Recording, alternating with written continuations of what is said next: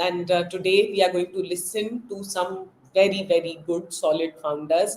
इन्होंने पिच किया था महाराष्ट्र स्टेट इनोवेशन ने इन्हें पिच करवाया था गवर्नमेंट को डिफरेंट डिपार्टमेंट्स को so that they could procure from these startups and happy, honored, and privileged to be sharing their stories with them. And then today, joining me first is squadron leader Anuradha Thakur from Prian Energy. Can we have her here? Hi. Uh, Hi, Shraddha. It's really nice morning and nice to talk to you and hear you also today. Very good So, to have you join us. And I know your pitch got over yesterday. So thank you so much for joining today. And please tell us about Prian Energy. okay. So, I'm the founder of Prian Energy LLP. We manufacture 100% conceptualized, designed, developed, and manufactured indigenous EV charging station.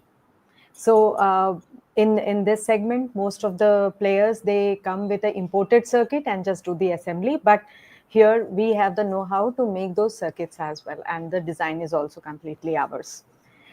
This really promotes our product because we have the application and we integrate this EV charging station with solar as well. So it makes it truly green, and that is why we call it EV from PV, that is electric vehicle from photovoltaic. So tell me something. Why is it that most of the startups in this space they procure, and what enabled you to actually build it locally? Okay, as you know, I'm ex-defense and I was in Air Force where we used to procure most of the items from outside India those days. I left in 2012. So that time it was major procurement from Russia for the defense systems and all. So I thought, why not to go for products where, you know, we have the maximum import from China or from other countries, and can we reduce something there? That was the aim behind starting this. And Reduce how? dependency and become self-reliant. No, this is congratulations. This is a big thing, and would love to understand how did you manage to do it? Oh yes, that that journey was very challenging, but I got a lot of support from be it say testing departments here in Pune, as well as doing. We had also on our role IITN. So we did together this project. So we are founders and the IITN together. He worked as our mentor. He's from IIM Kharagpur. Yeah, IIT Kharagpur. So that is how we developed this product. Then we tested it thoroughly at various labs. And after that, after the proper checks and the certification results, we found that this is a good to go product and we can really do well. After doing this, we realized that this is we could in this process we could make such a product which can compete with even Chinese prices, even though our scale is much lesser than them. Wow, congratulations! And have you deployed it? Yes, we have deployed it at multiple places. We are also executing a very big order all across Maharashtra for one of the EV manufacturer. Congratulations, that's a big thing. And tell me, what are the challenges? What would you see as challenges ahead? Because it looks like it's made in India, you've deployed it, and it's at same price as we import, right? Like, and it's here. But what would you say would be a challenge? Before challenge, I'll say what is the benefit. See, we just say make in India, and you know it doesn't appeal to the customer that it's only make in India. So what? So make in India helps me multiple things. Like I told you, price advantage. The second is, you know, supply chain resilient. So our import dependency is so less that today, be it a COVID scenario or be it a war scenario, will be less impacted due to the less dependency. So also we know which component to replace with what, because the design is ours. So that makes us more stronger and that. And also we have our own application, our own charging management system. So it's giving the customer a confidence that there will be no failure in supply, as well as they are also we are also providing this confidence that if there is any problem, we can repair even beyond warranty period, because we are based out in India. Yeah. So these all are the benefit which is coming to this. Now the challenges, when we have the benefits, the challenges will definitely be there. Those challenges are what, challenges is that these know-hows are not available in India today. That's the reason most of the people end up importing it. So even for us, developing it took almost 3 years plus to do that entire thing for a smaller circuit. So if we want to expand, we want to get into maybe increase the span from say particular one type of thing to another, we will again take these many months, these many years time. So to do that, probably we need to have more and more uh, maybe initiatives to technically train our people to get into this, so that expansion and the further improvement, because this is a field where we need continuous improvements and continuous R&D, so there we need the we see the challenge that we have to cope up with this changing environment always.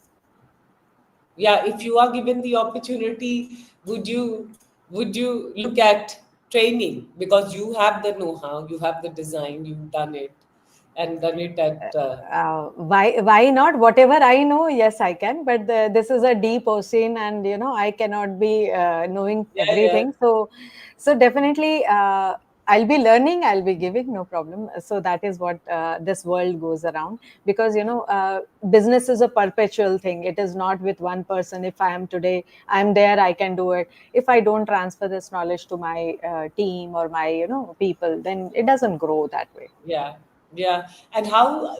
So, who would you say would be competition?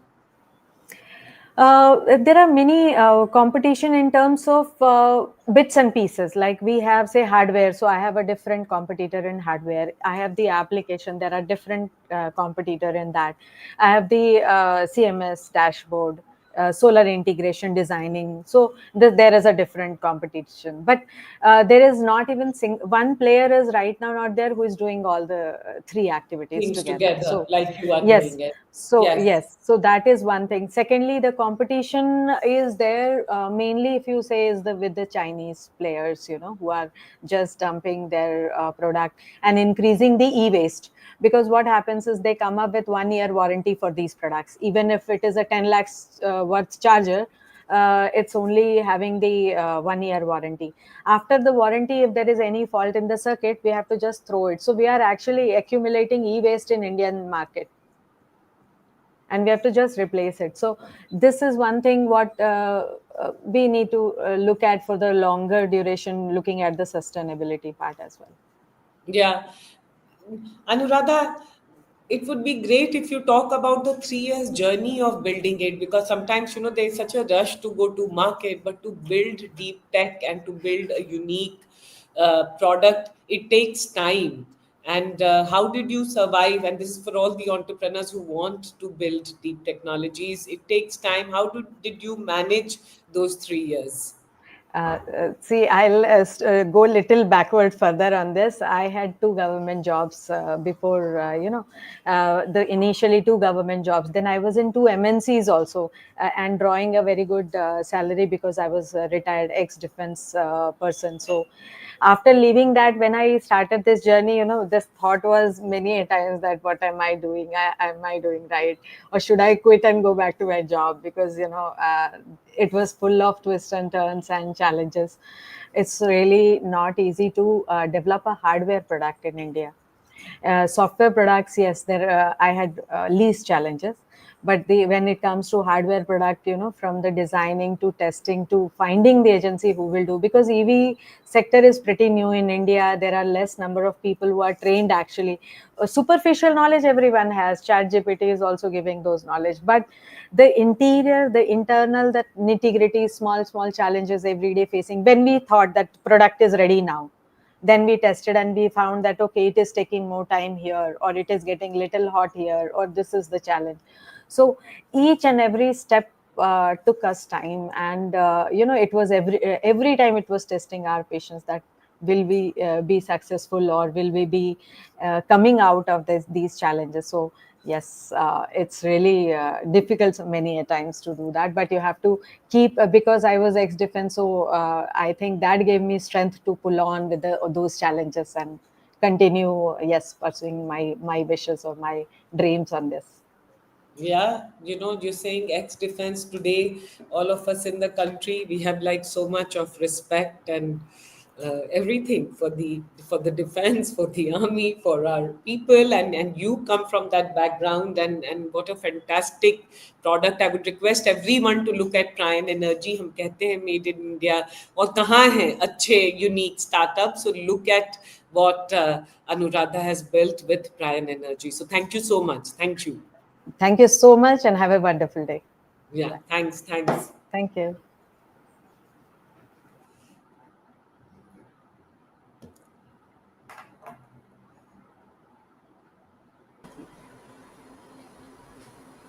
Hello, hello, Dr. Hi, Sati. hi, Yes, Shraddha. Very good morning to you.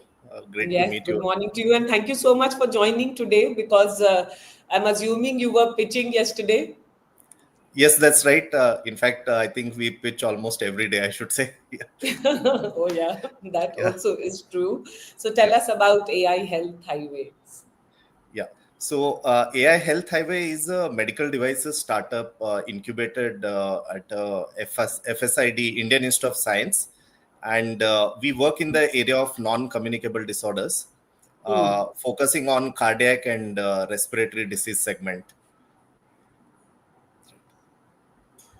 So AI Steth is our first product. It's a AI-enabled stethoscope, and our endeavor is to reduce 30% premature deaths due to NCDs by 2030. That's the mission which we are on, So and tell us about this stethoscope. right. So you would know that stethoscope probably is doctor's best tool for centuries together, and it's part of the general physical examination. But there's not much innovation which happened for the last 2 centuries. Doctors used to diagnose using the just the acoustic output, but there's a lot of subjectivity in the diagnosis. So AI Steth has got three key components: device, data, and intelligence. So we Hmm. collect 30 seconds of heart sounds. It is streamed via Bluetooth to a smartphone application, and the heart sounds are converted into visual signature patterns. And once this gets uploaded to the cloud, our AI engine analyzes the heart sound signature patterns. And the first algorithm which we deployed for identifying murmurs, the sensitivity is 98.34% and the specificity is 99.73%. And Wow. why this is important, like this used to be the expertise of trained physicians or cardiologists. We have only 5,000 cardiologists in India. I'm very proud to say that we have deployed this in Maharashtra, where even a asha worker takes this door to door and then can screen at primary healthcare clinics or even at the last mile. Wow. Yeah, so this is basically heart health and heart checkup, making it accessible. Kyunki, yeah, because cardiologist, how many can go to cardiologist? But with your stethoscope, now Right. everyone can have accurate check of their heart. That's right. That's right. Especially for the valvular heart disorders, the screening of valvular heart disorders. So, doctor, how are you disseminating it? How are you reaching out to everyone? Right. So we cleared the Indian regulatory approvals, and now we are deploying this with two state governments. So India has planned 1.75 lakh health and wellness centers or Arogya Mandis. So these cover the 6 to 7 lakh villages, and cardiologists can't reach there. So through the primary healthcare clinics, we are deploying. Second, we do integration with health ATM kiosks, the B2B partners, and of course individual doctors with their private clinics and nursing homes are adopting. And finally, if India has got like 700 medical colleges, 1.35 lakh medical students, they buy a stethoscope in the final year.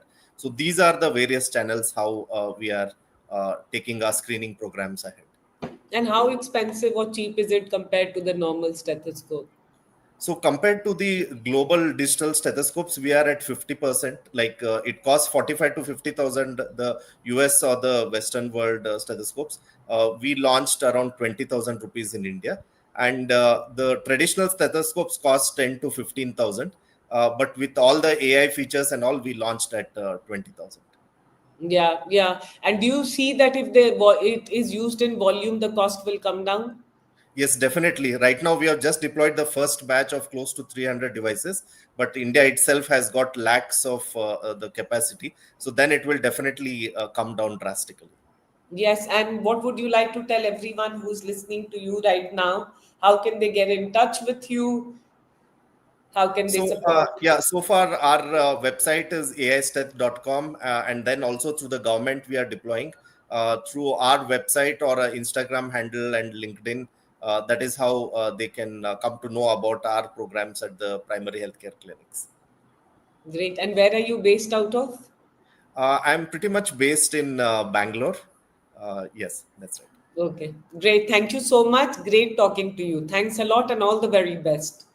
Thank you so much, Shraddha. You have a nice day. Thank you. Thank you. Thanks. Okay, the next startup we have is Technoventor Innovations. Yeah. Prateek. Yeah. Yes, Hi, hi, Shraddha. Prateek. Hi, Shraddha. This is Prateek. I'm CEO and co-founder of Technoventor Innovations. We are a makerspace company, and we are on a mission to empower education with innovation. So we establish makerspaces in K-12 with ITIs and higher education institutions, engineering college, like engineering colleges and design schools. So we have 85 plus labs across India at this moment. We are mentoring 1400 plus students at different IITs in India. We are transforming in IITs. We are transforming their engineering workshops into a makerspace, which were traditional central workshops where students were doing basic filing work and basic carpentry. Now we are we are actually helping them to develop drones and robots in the first year itself. So we are making engineering a little interesting with our upgrading of engineering workshops product. And secondly, with K-12, we are working with schools where we are actually helping them with more innovative AI-enabled labs, where we help them set up, operate a very curriculum-driven with a curriculum-driven approach. We also deploy our own makerspace engineers to operate that lab. So you don't need your teacher to get trained. We have a expert engineer who is completely into it. With all the three domains, we are doing it. At different IITs, we have deployed 6, 7, 8 engineers, more than 8 engineers somewhere to run 1400 students batch. Similarly, with schools, we are doing with a little bit premium institutions at this moment, but would like to reach out to each and every school in Maharashtra and across India in that case. No, this is Uh, brilliant. yeah, Brilliant. So tell me, this is like plug and play, right? I have an institute, then I yeah. can. Exactly. If you have an institute, we need a space. Well, how we start is we start with layout designing. So we design your makerspace accordingly. We suggest you the correct equipment to go for. We set up those equipments, which includes like everything from furniture to basic infrastructure to equipment. Everything we do as a setup. Then we actually deploy our team to train the manpower which is going to support us operating the makerspace. And if you don't Hmm. want to give your own manpower to operate it, then we'll deploy our own makerspace engineer to operate that entire show. So the Hmm. makerspace engineers wears different hat in this entire what I say a project. So makerspace engineer operates equipment. He also trains students and teachers in the schools and colleges. Makerspace engineers support students with their prototypes and project with ideas, with their innovation coming out. We also maintain zero downtime in the makerspace. Usually, you will find machines going down, facilities not working well. Here, it is not a case. Like all machines will work flawlessly all the time, like all 365 days of the calendar year. So So you've deployed in IITs also. yeah, so currently we have transformed 4 engineering workshops. First is IIT Bombay, second is IIT Indore, third is NIT Goa, fourth is IIT Jammu. So these are the four bigger projects, if I say, where we have transformed their first year engineering curriculum into. We also help them assist them defining the curriculum if needed. Brilliant. How did you start this? How did you think of doing So this? actually, I was a part of Tata Center for Technology and Design, IIT Bombay, in 2015 to 2017. I was there, and I set up their first facility with Five Foundation, MIT Boston, that time. And I was just an engineering graduate, so I thought like, why this was not available for me. So I have received a national award from CI and IIT Delhi for making a lemonade maker. So 2015, I Oh. made a lemonade maker. Yeah, I am Young Innovator of the Year 2015. So I made a lemonade maker which used to make 20 liters of lemonade in 10 minutes. A chilled. you just need to feed lemons, you'll get a chilled lemonade out of it. So for that, Wow. they awarded me that time, and Tata Center has actually seen potential in with me, like that I can do something for them, and they hired me that time. So I was working, I set up that lab, and I got a little jealous that why this was not available. I used to struggle so much to get my parts done from here and there, and here I have everything all set together in one stop shop for an innovator. So why not to have it outside IIT was something that struck me that time. And I reached out to professors with whom I was working, and they suggested, why don't you go for a startup? And what is startup? They mentored me, they guided me. They're still my advisory at this point. They're helping me in, like, whenever it is needed. And I reached out to many engineering colleges that time, but no one was responding. They were not getting. They was, we have everything. We don't need anything at this point. We have a rapid prototyping facility and all. I said, like, this is not what I am suggesting, because there was no demo available. So I need to get them to IIT, which was was not very easily accessible. So, but I never said, like, I didn't quit. So I reached out to many other institutions, and fortunately, I got an opportunity to interact with one of the founding member of an ITI, Industrial Training Institute in Mumbai.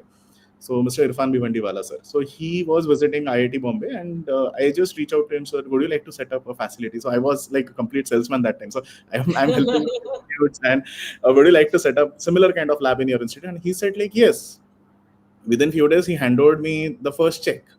Wow. And that was the seed funding that I have secured from my customer, and I started this journey with my two of my engineering friends with whom I have made my lemonade. So they are my partners now, and it's more than 8 years we are into this. We have established 85 plus labs, and now, like all premium institutions, we are working with IIT Bombay, IIT Gandhinagar, IIT Patna, IIT Jammu, NIT Rourkela, BITS Pilani, BITS Goa, So there's no Nasim. looking back. No looking back. So you name it, we are there. Now we are also in school. So we are starting with Shivnardo School, Chennai, for first makerspace. Then there is one of in the rural area, there is a school called Skyline Public School in Sausar in Chinwada district. They want to establish a makerspace. So we are helping them. We are in talk with Maharashtra state government to establish first makerspace in an ITI, which is in Jalgaon district. So that is also, now the things are turning good. Yeah, And brilliant. And also, so good of you to call out the first professor who gave you the check, also, yeah, right? It's so yeah, yeah. important in a startup's journey. Yeah. Yeah, very, very, very. There is no investor. My customers are my investors. They are helping me every day to take my ideas ahead, and And to make a my team. space. So we Yes. started as a team of 3. Now we are a team of 40 plus, and they are also supporting very well. So really fortunate. Pratik, congratulations. And to everyone, please look at Technoventor Innovations if you're Right. looking at a maker space. Yeah, all the very best. And So yeah, thank you. hopefully next time when we are talking, you'll have thousands. Yeah. I really look forward to that. Yeah, yeah. Thank you so Yeah. much, Radha. Thank you. Yeah, Thanks a lot. yeah. Yes. Thank you so much. Thank you. So next we have DGV Technologies. Yes, Raghavan. Hi, Shraddha. Hi, Raghavan. Yes, please tell us. Uh, First of all, congratulations to you to have scaled your story to this kind of, it's the startup poster boy when it comes to media. So Thank you so much. congratulations to you. Thank you. So DG is popularly known as DGV, and Okay. it's been a 5-year-old startup. Now we have two subsidiaries as well. Essentially, we act as a conduit between the dairy ecosystem in India and BFSI. Hmm. So we have a full stack BFSI play for the dairy farmers and the dairy micro enterprises. We innovated on how you can do unsecured collateral free lending to the dairy farmers using their milk pouring data. So Wow, this is unique. This is very new. So BFSI in dairy space for dairy farmers. yeah, so it's a very vertical play in this mass market, uh, and primarily DGV consists of people who have built NPCI. I personally built the Aadhaar-enabled payment system and the direct benefit transfer platform at NPCI, and most of the team members at DGV are from that same background. So we kind Wow. of applied what we built at India Stack to the dairy sector. And why we chose dairy is because dairy, surprisingly, I mean, I learned it late. It contributes 30% to the agri GDP of our economy.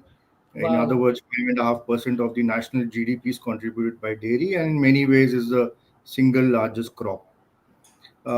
So what we did was that, traditionally, if a farmer had to go and secure a loan to buy a cattle, um, uh, you know, that's the most popular asset class. If you go to any bank and say cattle loan, they'll say, "Yeah, I'm doing it for years. What's new?" So typically, a banker approaches it this way: that if you want to buy a buffalo, it's 60,000. If you want to buy a cow, it's 50,000. So I asked the banker, suppose you want to buy a flat in Bandra, do you just give a fixed sum or you go by market value? Or can you just say 50 lakhs, can you buy a flat in Bandra? He said no. So the same principle applies to financing in the agri sector. If you want to buy a high quality Murrah buffalo, it costs 1.1. If you want a high quality Gir Sahiwal, and these days A2 ghee is so famous, so it costs. So therefore, you don't make the farmer choose inferior choices, substandard choices of breed, or you don't make them, in the famous banking parlance, what we say, end-use check. It Huh. doesn't happen because you're not giving enough money to the farmer to buy the right asset class. So DGV innovated on the full scale of spectrum for a dairy farmer and a dairy micro enterprise. We have DGV Connect, which is a digital marketplace where India's top breeders of cow and buffaloes come and list. It includes NDDB dairy services as well. So farmer can select the high quality bovine on DGV Connect, can get it financed through DGV Money, which is a bespoke loan origination system connecting to multiple banks through the Reserve Bank of India Innovation Hub, and can get the animal insured using DGV Digital Insurance, where we help gauge the farmer, the health of the bovine, whether it is good enough to purchase, and all the characteristics of having a digital health certificate issued for the animal, which is used by the insurance companies to underwrite the policy to the animal, to the farmer.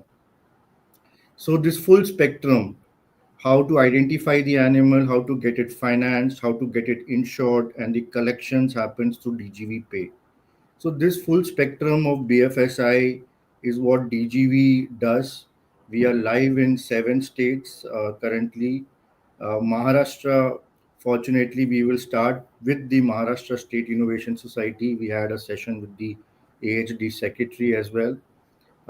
So the idea is that today, if a farmer wants to access BFSI, how can we make it simple?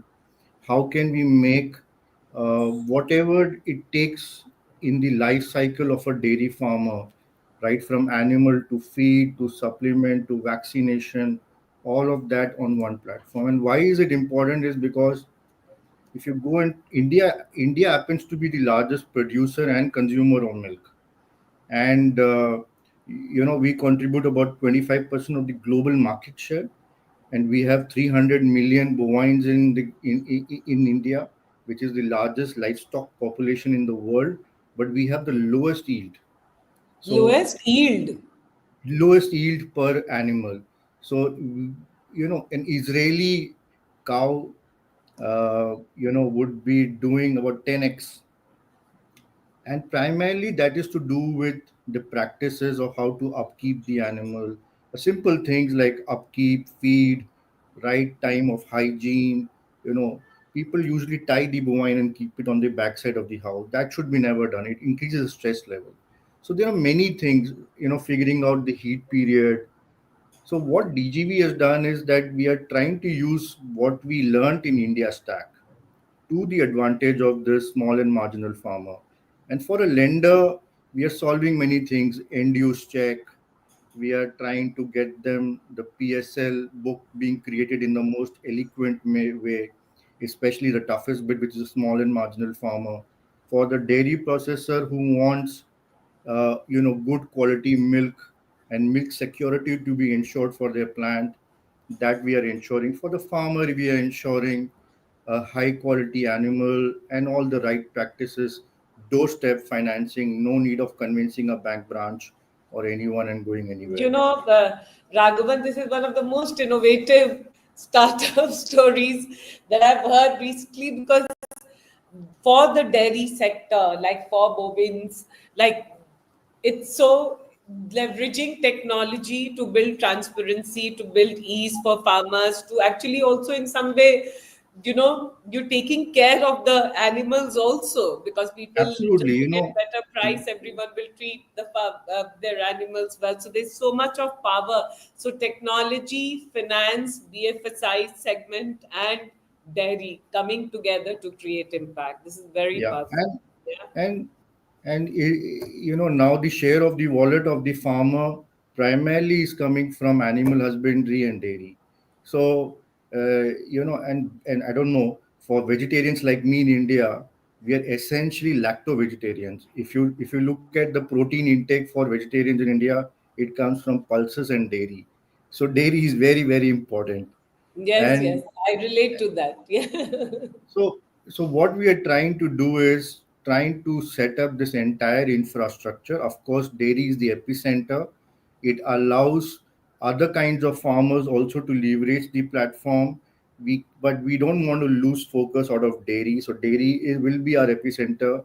We will go across and stitch this across, and so we invite all dairy processors across the country, whether it's the cooperative, private, it's the farmer producer company. Anywhere, any dairy farmer in India is of interest to us. Raghavan, you are the Bharat के innovators, मतलब ये तो मजा आ गया सुनकर. DGV, so yes, I also recommend everyone, please connect with DGV, because this is unique, this is special, and this is so fundamentally important in our country. Yes, thank you, let's keep in touch. Thanks Where for are you this. based? I'm based out of Navi Mumbai. Would love to host you and your team to look through Okay, this. done. We will come and see you soon. Yes, thank you. Thanks, Raghavan. Thank- Okay, next we have Jayasudan, Deep Vision Private Limited. Hi, yes, thank you for joining. Please tell us. Can you hear me? You can't hear All me? right. Yes, Yeah, I can hear you. I yes, did that yes, on yes. purpose to check if you understand sign language. Unfortunately, I think you didn't understand sign language. I was asking, how are you? Oh, sorry. I thought you thought that you're not able to hear me. Sorry, No, sorry. no, no. I did that on purpose. I'm sorry about that. So I do that in the beginning of every pitch to make the audience understand how important it is for a person to hear something and feel that. Yeah. Yeah. So my name is Jai Sudan. I'm the founder of DeepVisionTech.AI, and we are focusing on empowering deaf, speech and hearing impaired people, of course, hard of hearing people as well, to live independently using our solution called Let's Talk Sign. Let's Talk Sign is an automatic sign language interpreter that interprets sign language to speech and text and speech and text to sign language.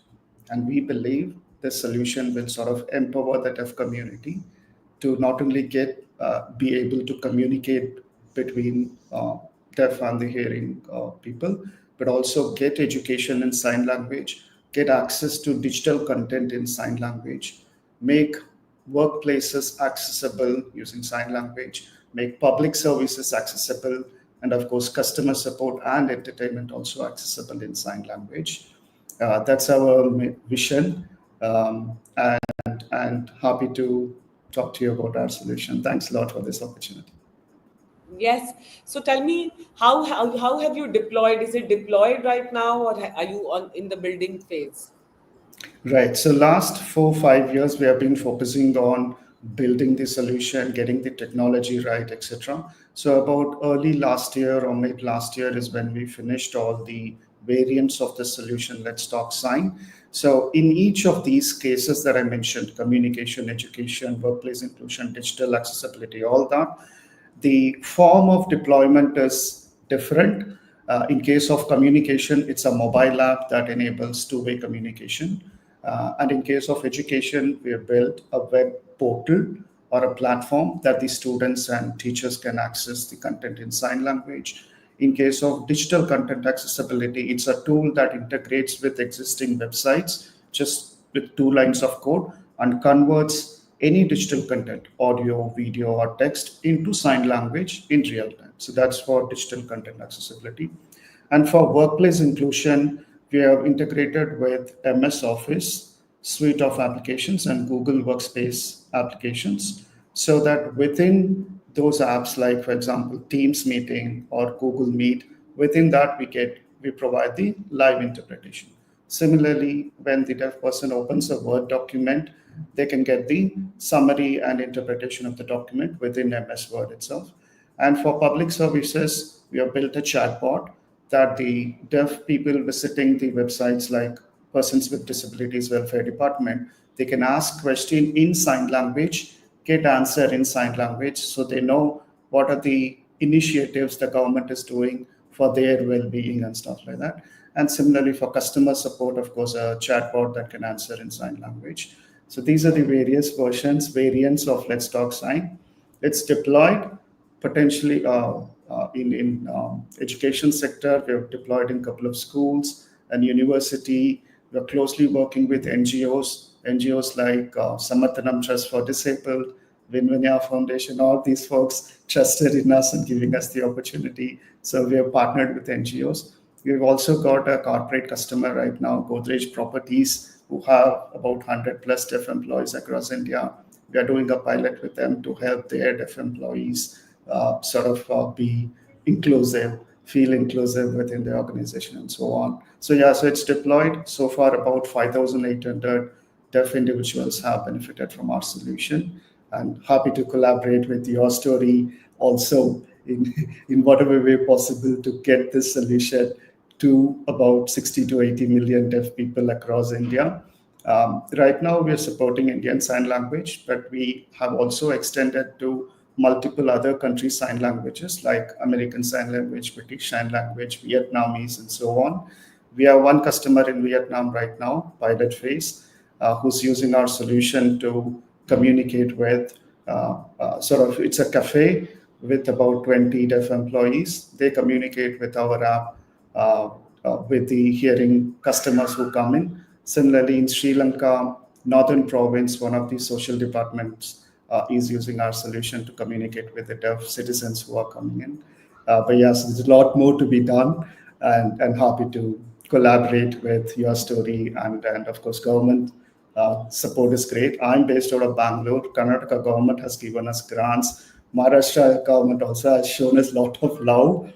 And of course, we're talking to other governments as well. But yeah, thanks for this opportunity and happy to collaborate. Jayasudan, first and foremost, let me congratulate you because what you are solving is like I can't even say how critical and how important it is because we use the word Yes. inclusive. Yeah. And sometimes, and including me, I would say that we don't realize that they that in so many ways we are just not inclusive. And in you making that Exactly. And happen, you've done a full stack of especially deafness is an invisible disability. yeah. A visually impaired person you can identify, a physically disabled person you can identify, but deafness is invisible. So that's it's more important for us to recognize and be inclusive with that community. And I hope everyone listening to us is going to get in touch with you and DeepVisionTech.AI, please. Yes, and we'd love to see how it goes, and it goes to every part of the country and the world. What you are doing Thank you. is very, very empowering. Yes, God bless you. Please continue growing, and we'll see how we can collaborate and do things also together and do the dissemination definitely together. Yeah. Thank Awesome. you. Thanks a lot. Bye-bye. Thank you. Thanks. Okay, so next we have Prakash from I for Marine Technologies. Yes, Prakash, tell us your story. You are on mute. Yeah. So hi Shraddha, Hi. it's a good day Yes. for you and everybody here. Good morning to everybody. I'm Prakash from iForman Technologies, and we are a startup based out of Pune, Maharashtra, who has taken the matters to the water. We are developing autonomous, unmanned vehicles and vessels for surface. That means something that goes on water, and then underwater. So you can imagine drones which are on water and drones which go underwater. And these are platforms, and we are building technology applications for various sectors, both government as well as for private industrial applications. We have right from beginning, we have decided to take an approach of something called as B2G, so business to government. And the very first, out of 3-4 applications that we have already evolved over last 2 years, and we are now present in market, revenue positive, for dam inspections both ways, inspecting whole dam water, square kilometers, for assessing the amount of water that is actually there in the dam and how much of silt or what muck there is in the dam, and give a realistic figure of the dam storage capacities, which keeps reducing year after year. So dams which are like over 50 years old, 100 years old, we have no actually there's no real figure of how much of water holding capacity they have. And second thing is, we after this is done on surface by using GPS and GSM and autonomous mobility technologies, where a small specially designed boat goes into the dam, keeps crawling all the dam and keeps finding the values and measurements, and comes back in the end of the day and gives all the values. The values keep coming live. We have complete live streaming of data happening. And once that is done, then underwater robots or submarine goes into the water and moves around the dam wall structure, which is again invisible, and a lot of muck and stone and boulders and trees, branches are stuck into those zones. It goes inspects that area for, of course, all kinds of issues, and also for defects or deterioration that's happening to the structures. These are mega structures, and these are huge assets for us as a country. And of course, these are life givers for the whole downstream geography, whether it's for farmers, for industry, and all that. And these assets are continuously under severe pressure. It's like under the water, there is a battle going on for all kinds of organisms and things. And we have now opened that world to everybody to see live and take action. So, of course, our customers or our clients are all dam engineers and people who have responsibility of maintaining that, but we are giving them all this eyes and limbs to go into that zone.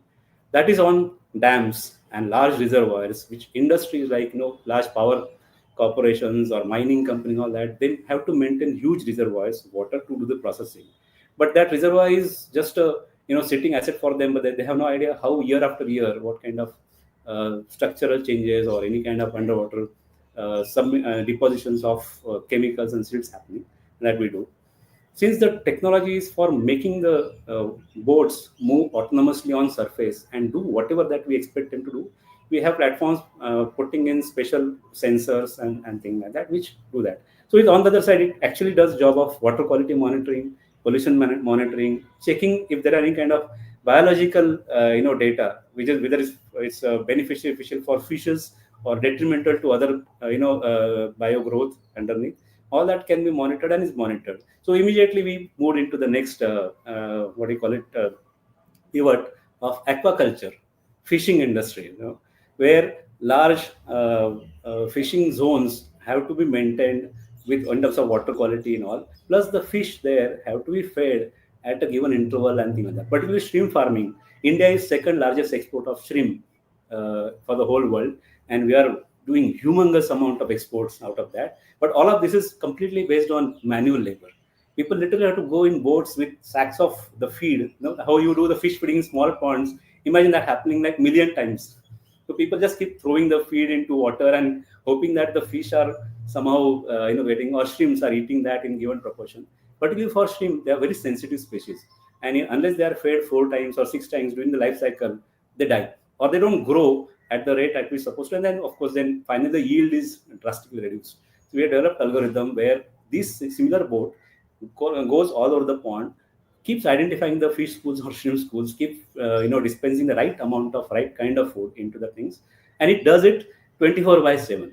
And that all these are battery operated, and the batteries are powered by solar and other non-conventional energy sources or non-renewable energy sources, and renewable energy sources. And this is shifting the whole economics of shrimp culture industry from labor and cost intensive to less labor or quality labor and continuous monitoring, continuous feeding, and as the life cycle demands. So there's huge amount of research and things that is going into it, but ultimate implementation is still left to the laborers who are probably not or semi-skilled or semi-trained and have to do this as a manual thing. Imagine some Yeah. labor has to go into the field at 2 o'clock in the night, at 4 o'clock in the night to feed the fish.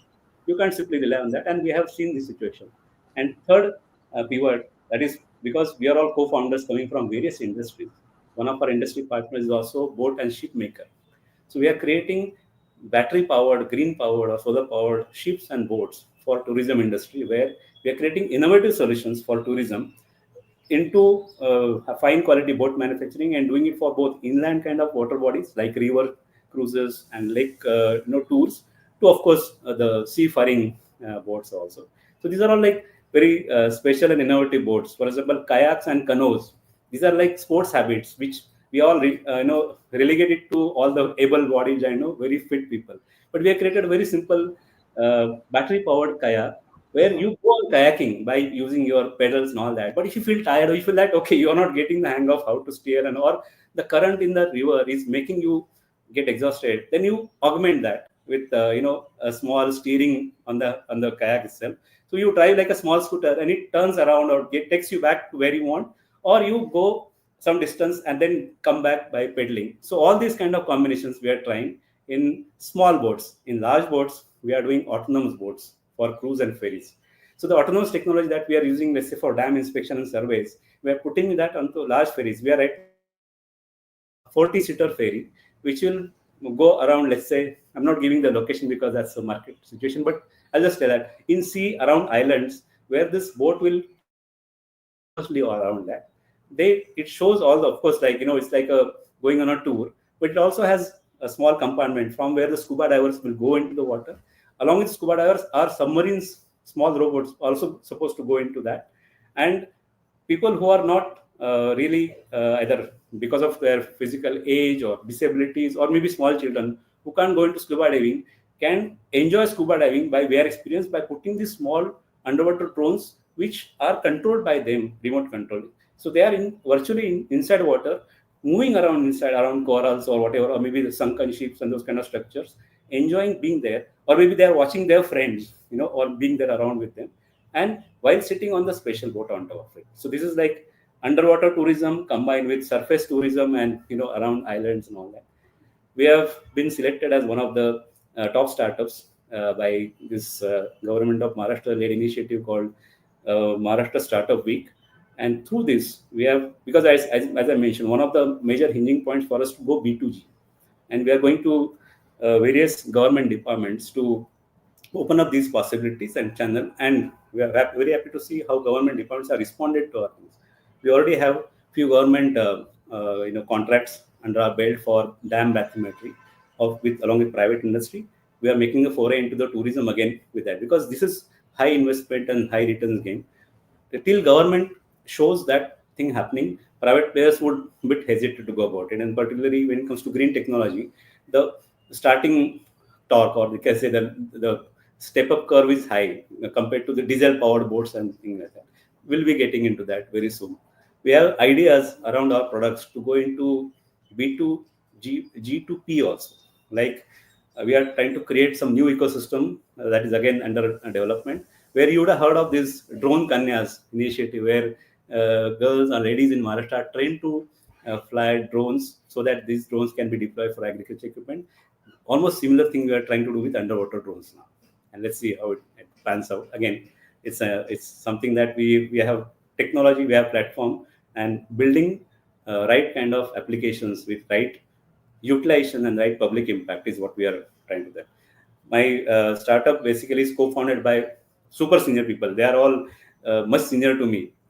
People who are ex-directors of DRDO, scientists from National Institute of Oceanography, boat manufacturers, electronics developers, and things. But these are all people in their life. They have seen how and where technology can change, but can get stuck also if you go in linear path.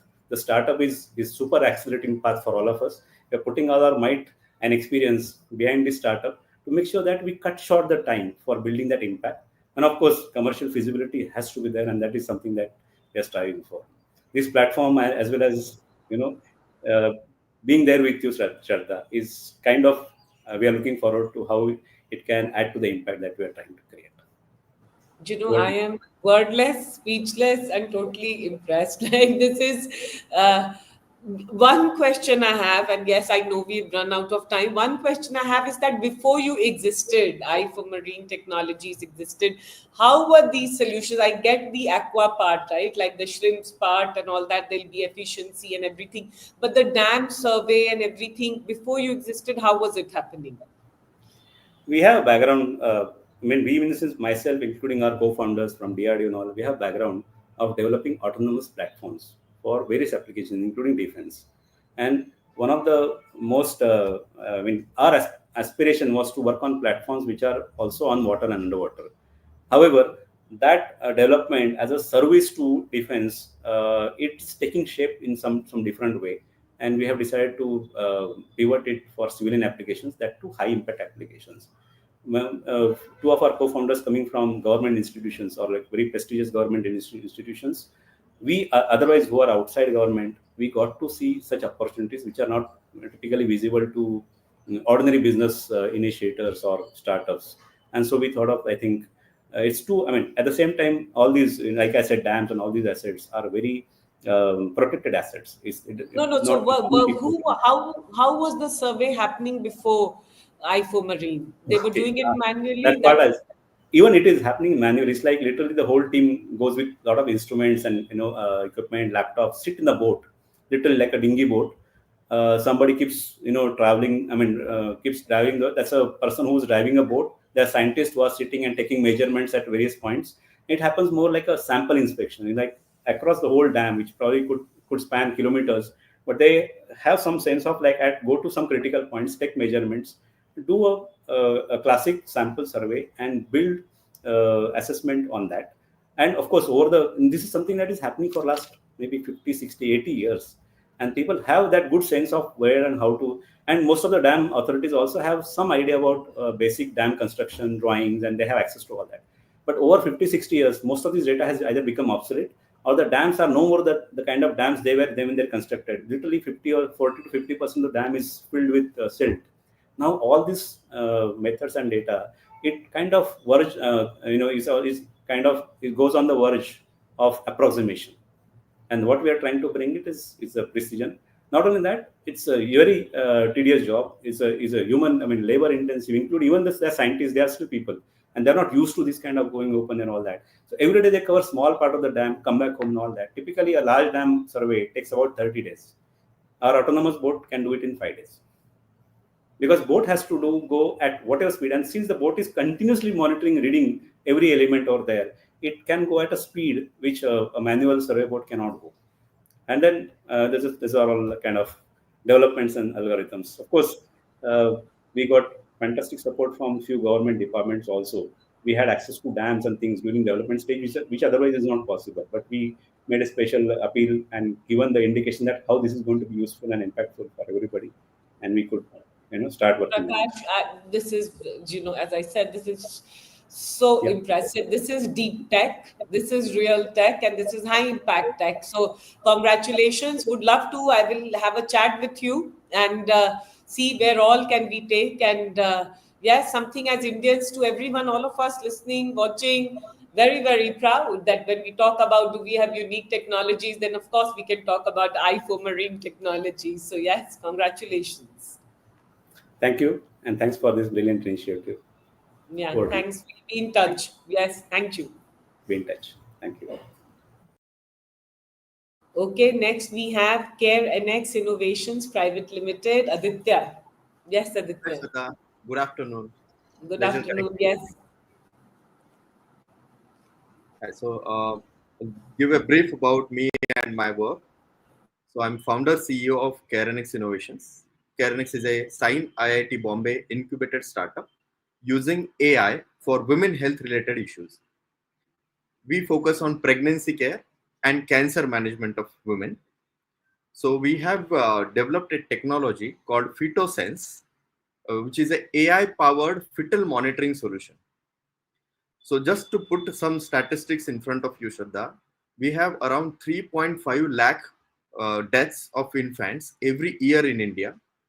And according to the SDG target, our infant mortality rate across every state should be less than 12 deaths every 1,000 babies born. However, it is approximately around 20 to 22 deaths in India. So we have to reduce it by at least 10 deaths by 2030 in order to achieve SDG target. If you look at the reasons behind infant mortality, there are two prominent reasons. The first is birth asphyxia, a condition which happens around 7th or 8th month of pregnancy, wherein fetus does not get proper oxygen supply to the brain, because of which the growth of the fetus hinders inside the womb. And as a result of that, it is born premature, and which is very vulnerable to morbidity and mortality. So we have used AI and developed a medical technology which within 20 minutes can take heart rate of the baby and detect this condition with 97% of accuracy. And once detected, we have created an ecosystem, software ecosystem, which provides a referral to appropriate tertiary facility wherein this patient can be taken care, proper treatment can be provided, and entire loop is tracked until that patient escapes the high risk. So with Phytosense, we are already into 1,200 hospitals all across India, have screened more than 5 lakh pregnant women and reduced amount of premature babies by up to 33%. And for Wow, congratulations, Aditya. This is huge. This is real impact. Yeah. Yeah, right. this is big. Yes, So, please continue. Mm. as a recognition of this effort, last year we have partnered with UNICEF and decided that we will open source all our AI models so that any company which is working in fetal monitoring or pregnancy domain can leverage our AI model and enhance their products so as to early detect these conditions. We also have been awarded Best Use of AI by MIT and Stanford in 2024 and have been recognized by Prime Minister Modi as well as Queen Elizabeth of England with the best Wow. innovation in social impact space over the year. You know, we talk about AI and we say about different countries in the world, and this is such a proud story from India, CareNX, Aditya. Like, this is real use of AI, no technology, and what you're doing is so commendable and getting these world recognition. Yeah, yeah. Thank you so much for this, Shraddha. But just to give you a personal background, I have been a computer scientist. I've worked on Chandrayaan 1 in 2012 for Indian government as a space scientist, after which I was doing PhD. But it happened that I witnessed some incidences around my close family where I saw cases of pregnant women suffering because of these issues and felt that why not in India we can develop something which we can even export to the outside world. And with that mission, I came back to India. I founded this startup with the help from IIT Bombay, and now we are self-sufficient. We are actually a profitable company since last 3 years, and have been doing global impact not only in India but also outside. Wow. Like, I'm speechless, I'm wordless, and I'm feeling so, you're making me feel good about what I do, which is to listen to stories and share stories, because this is so impactful. And I hope it reaches everyone that you can do what, it's possible to create impact leveraging technology. Yeah, we'll try our bit, Shraddha, and thank you so much for giving us such a platform and visibility so that our story reaches out to more and more people, and we can get enough motivation to continue this work in near future. Thank you Yes, so and much. we will come and see you soon. Yes. Yeah, likewise. Thank you so much, Shraddha. Thank you so Thank much you. for Thank you.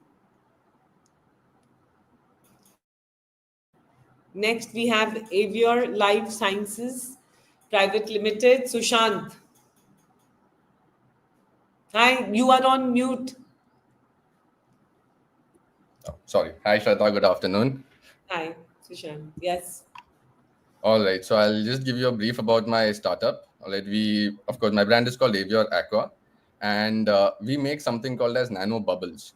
All right. So they are bubbles, essentially bubbles. All right. But very, very different from regular bubbles that you see. All right. So the size of the bubble is actually of the essence here. What we do is we infuse nano-sized bubbles into water. So Now, of course, I'm not making soda and selling soda in the market. All right, we use these bubbles to actually rejuvenate and treat wastewater and lakes and ponds. All right, so you might have heard the term aeration quite a lot. Yeah, so it's basically just blowing air inside water. And honestly, a majority part of water treatment or wastewater treatment is reliant on aeration. And aeration is majorly done to mix oxygen inside water. But I'm sure you must have seen whenever any air is put into water, the bubbles, they just start floating up. Yeah. So only about 5 to 10% of the gases which are in the bubbles, they end up staying back in water. Everything else immediately just vanishes. All right. So the kind of bubbles we make, these are bubbles which, even if you check after 1 month or 2 months, the bubbles would still be inside water. All right. So till the time the bubble is completely either consumed or used up, they stay in water. Right. I mean, it might sound very, very simple, but the impact is actually very, very huge. So recently, we've actually rejuvenated a lake here in Bombay, in Meerabhain, the district as well.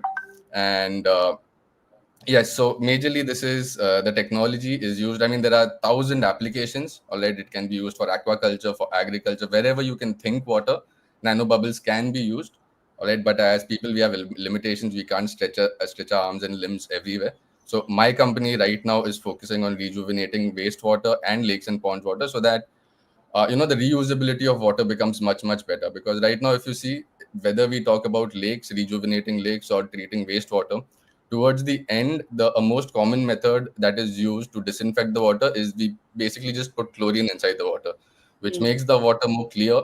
All right, it kills all the organic matter, but the problem is it kills all the organic matter, and then there is chlorine left inside water, which makes the water non-reusable. So of course it is treated water, but I cannot draw the water back and I cannot use it. All right, simply because there are chemicals involved.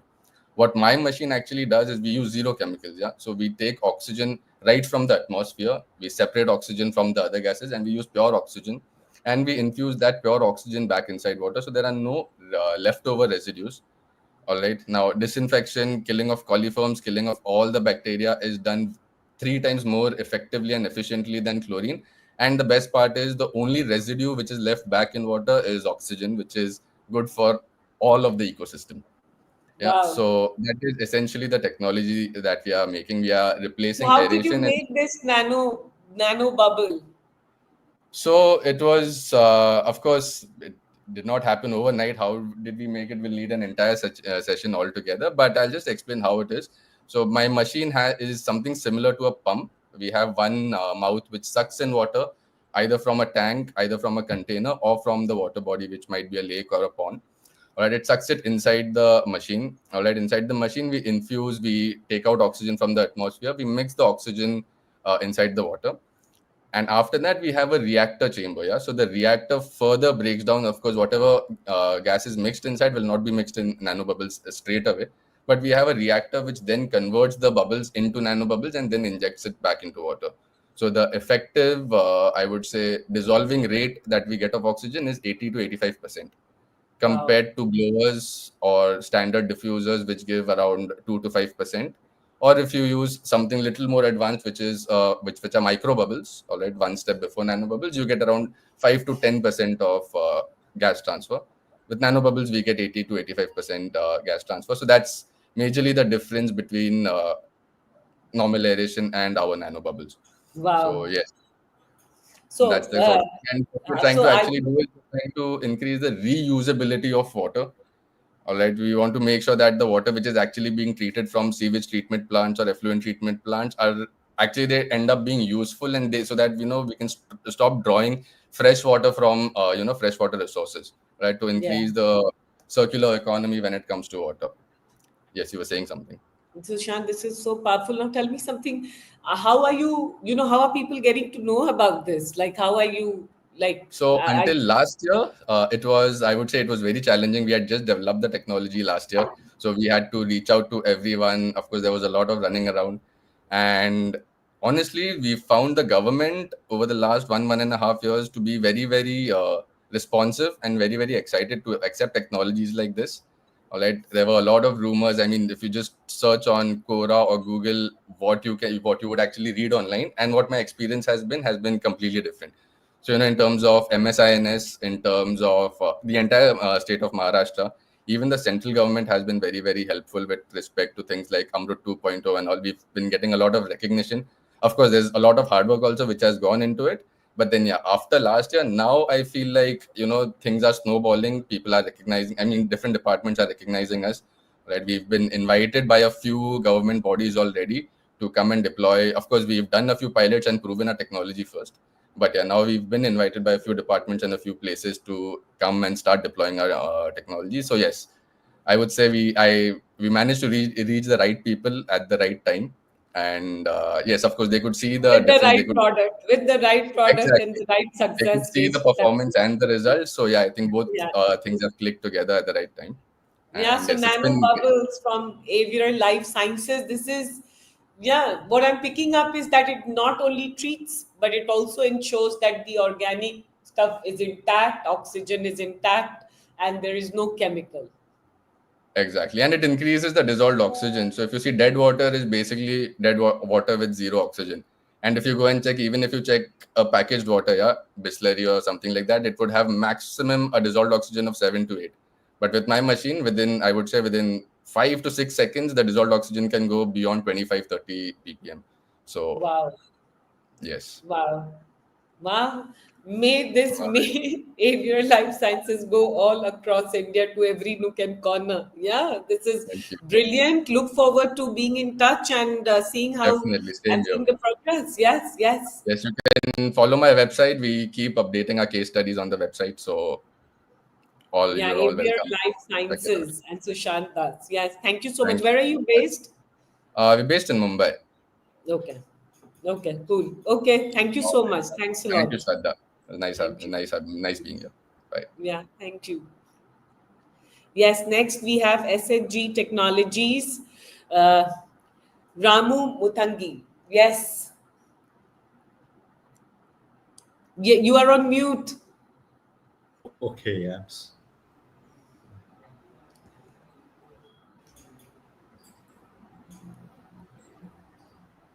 Hello? I'm just trying to see how we can. No, I can hear you now. You can hear me now? Yes, yes, I can hear you now. Yes. Great, great.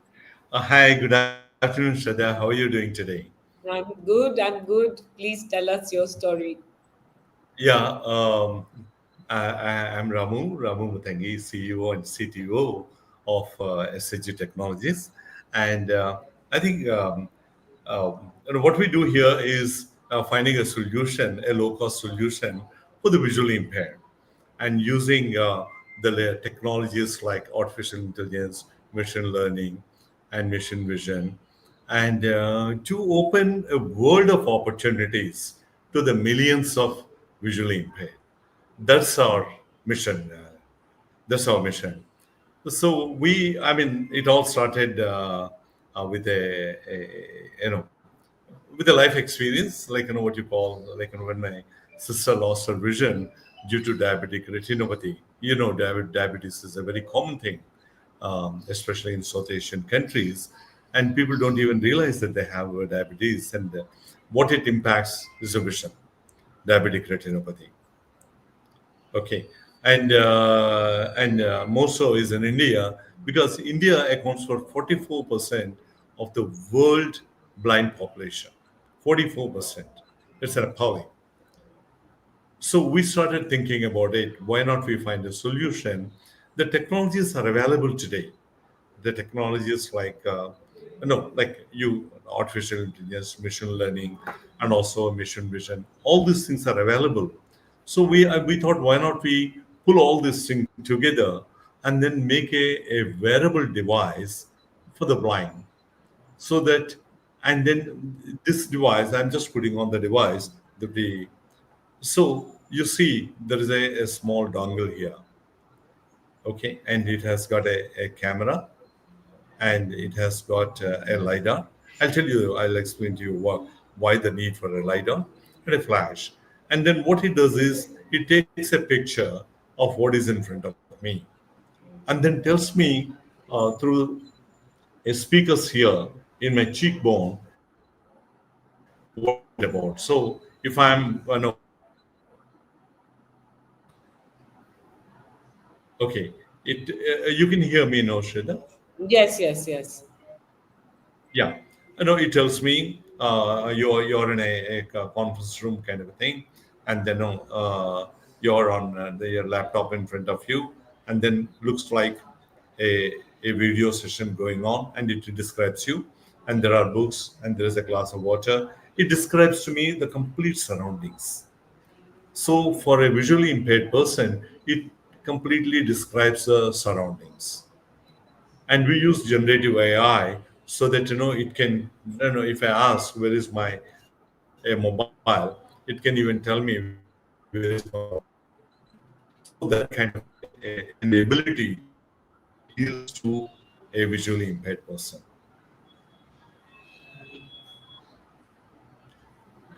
In another mode, Shraddha, is it okay? The speed, the audio is Yeah, okay? it's fine. Sometimes it goes, but it's okay. Yes. Okay. So in another mode, what is I can read? It can read. The device can read the books. Suppose I have a book of any book I can open, and then I can read it. What it does is it simply scans the page in front of me, and then starts reading. And it reads James Harriet, the Lord God made me. So it can read any book in any language. It can read newspapers, it can read novels, it can read textbooks in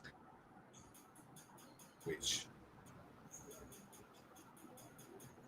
I'm losing you.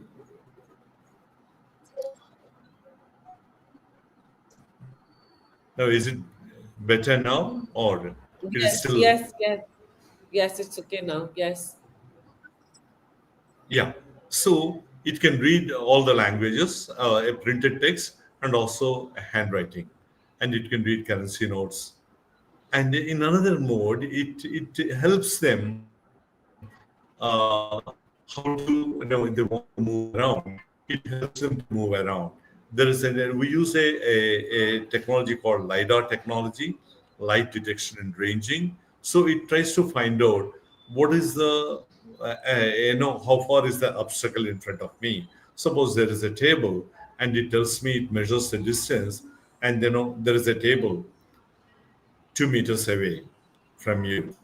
Move towards right, move towards your left. So it keeps guiding of how far are the objects. So there is a wall in 4 feet away. It tells me there's a wall in 4 feet, and stop, turn towards your right. It looks for a open space. So it virtually it helps them to move around. How much have you priced this at? So we price this at, uh, we have two models. So the one that we have is a wireless, and we price this at 35,000 rupees. And we have another one, which is a wired model, and that is priced at 9,900. And how can people procure this if they want to? How do they get this? So they can reach our support line. They can reach our support line, and or they can, there are we today we try to, the majority of the procurements are done through the institutions. Like there are lots of organizations for the visually impaired. For example, National Association for the Blind, or National Federation of Blindness, NAB, NFB, Samathanam, Enable India, or Vision Aid. All these people, they procure items, and then they give it to the visually impaired. Ramu, this is needless to say, this is so impactful. This is brilliant, so required. And the utility is, and of course, I'm sure, I hope everyone gets it, that how important and how utilitarian this is for someone who cannot see.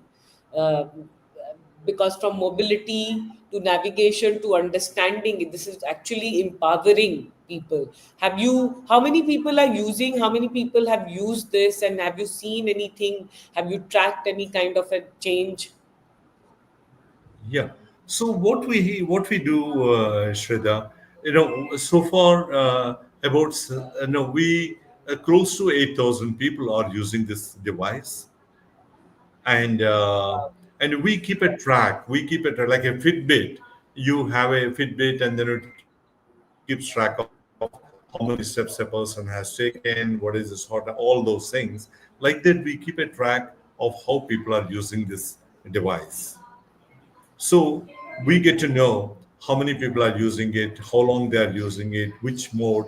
Are they using it for reading, or are they using it for detecting faces, or are they using it for walking? So we get to know. We get to know all these things.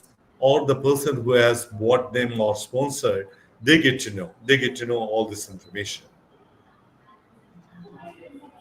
Ramu, this is brilliant. Thank you so much. SHG Technologies, requesting everyone to please look it up. This is true innovation, and very, very proud of you. And thank you so much for coming and sharing this story. And we will be in touch and seeing how we can take this across the country. Yes, this is amazing. Thank you. Thank you. Thank you, Shraddha. Thank you so much. Where are you based out of? Yeah, we are based out of Bangalore. We are in Bangalore, in Okay. Yeshwantpur. Yeah, Okay, I we will just want catch to up in Bangalore. show you one. Yes. Yeah, can I get one more minute, Shraddha? I just wanted to show you something else. Yes.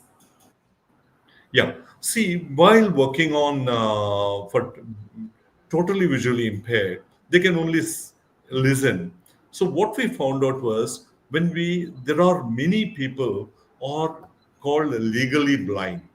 That means for every one person, there is something known as a low vision.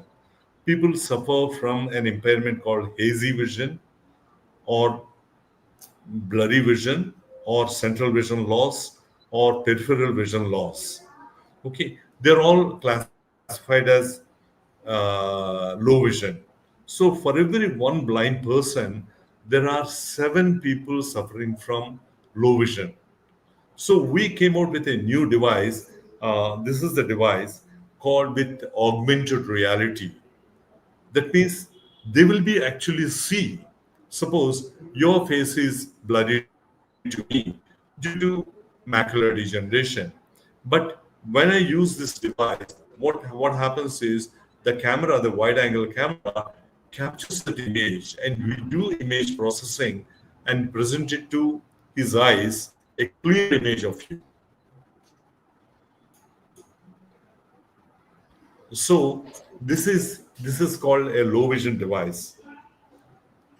So Wow. that if I put it, I just And how this is much the is this device for? for low vision. This we or this we are giving it at 130 a retail price, well, 130,000 rupees, because it uses a very what do you call technologies that are little bit expensive.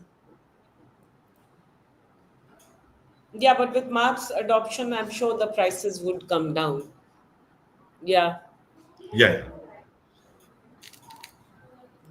Thank you. I'm It's a requesting everyone to look at SHG Technologies. So no, one is for the first one, which you said when you cannot see, and the second one is that because of muscular degeneration, there are so many other, you have low vision, so that's the other device. Yes. yes, yes. Thank you. Thank you so much. Thank you, Shraddha. Thank you for your time. Thank you. Next, we have Trinow Technologies, Dr. Harsh Sethi. Hello, Yes. doctor. Please tell us. Yeah. So, good afternoon, Shraddha. I'm co-founder and CEO of Prian Technologies, and we are into deep tech nanotechnology based solutions for renewable solar energy. So when we talk of solar energy, our nano coating increases the performance of any and every solar panel, regardless of its brand, make, type, age, or location, by increasing the energy output by about 4%. We minimize cleaning requirement and use of water for cleaning by as much as 40 to 50%, and we reduce the cell temperature, thereby reducing the degradation of panels, which in turn extends the life of the solar panel by about 2 to 3 years. So we are helping in reducing carbon emissions. We are increasing the adoption of greener energy by reducing the cost of energy, and also increasing the benefits and optimum use of resources. Yeah, so I'm sure everyone who has some solar panel or anything must be using your Yes, product. yes, absolutely. So whether you have it on your rooftop or your commercial or industrial applications, or ground mounted solar panel, grid connected solar panel, wherever you are, yes, we are here to help you to increase your output, increase your revenue, and reduce your costs. How do you reach out to people, or how do people get to know about you? So it's a good question. We are just a 3-year-old company. We have been endorsed by Ministry of New and Renewable Energy as a Made in India technology for improvement of power output of solar panel. We have been participating in various events, conferences, exhibitions, and shows. Recently, we also got the Maharati Award at Startup Mahakumbh by Mr. Piyush Goyal, our Honorable Commerce Minister. So there also the people ask that when they talk to EPC companies or solar panels, most of them say that no, the technology is still yet to be available. So we have to increase the mass awareness, and I'm sure with your show and with the platform MSINS and Maharashtra government has given us, we would be able to reach out to more people and show that they can improve their output. Yeah, and where are you based? We are based off Navi Mumbai, Thane district. Yeah, and last question is that, is this a unique technology, or do you see competition? So there are a lot of coatings available in the market today. I mean, there are operations and maintenance techniques, but what they generally do is they use spray type, dip type, or maybe a paint type, a lamination film type technologies. And they are water based, so they tend to get washed off during rainy season or monsoon season. Or they are organic coatings which tend to deteriorate and decompose. So their maximum life is anything between 3 months to 12 months. And in India, these operation maintenance and coating charges could be anywhere between 20 to 25 lakhs per megawatt per year. Our coating has been tested at IIT Bombay for about 12 years. So if we talk of annualized cost of our coating, it will be less than 1.7 lakh rupees per year per megawatt. So we are very competitive.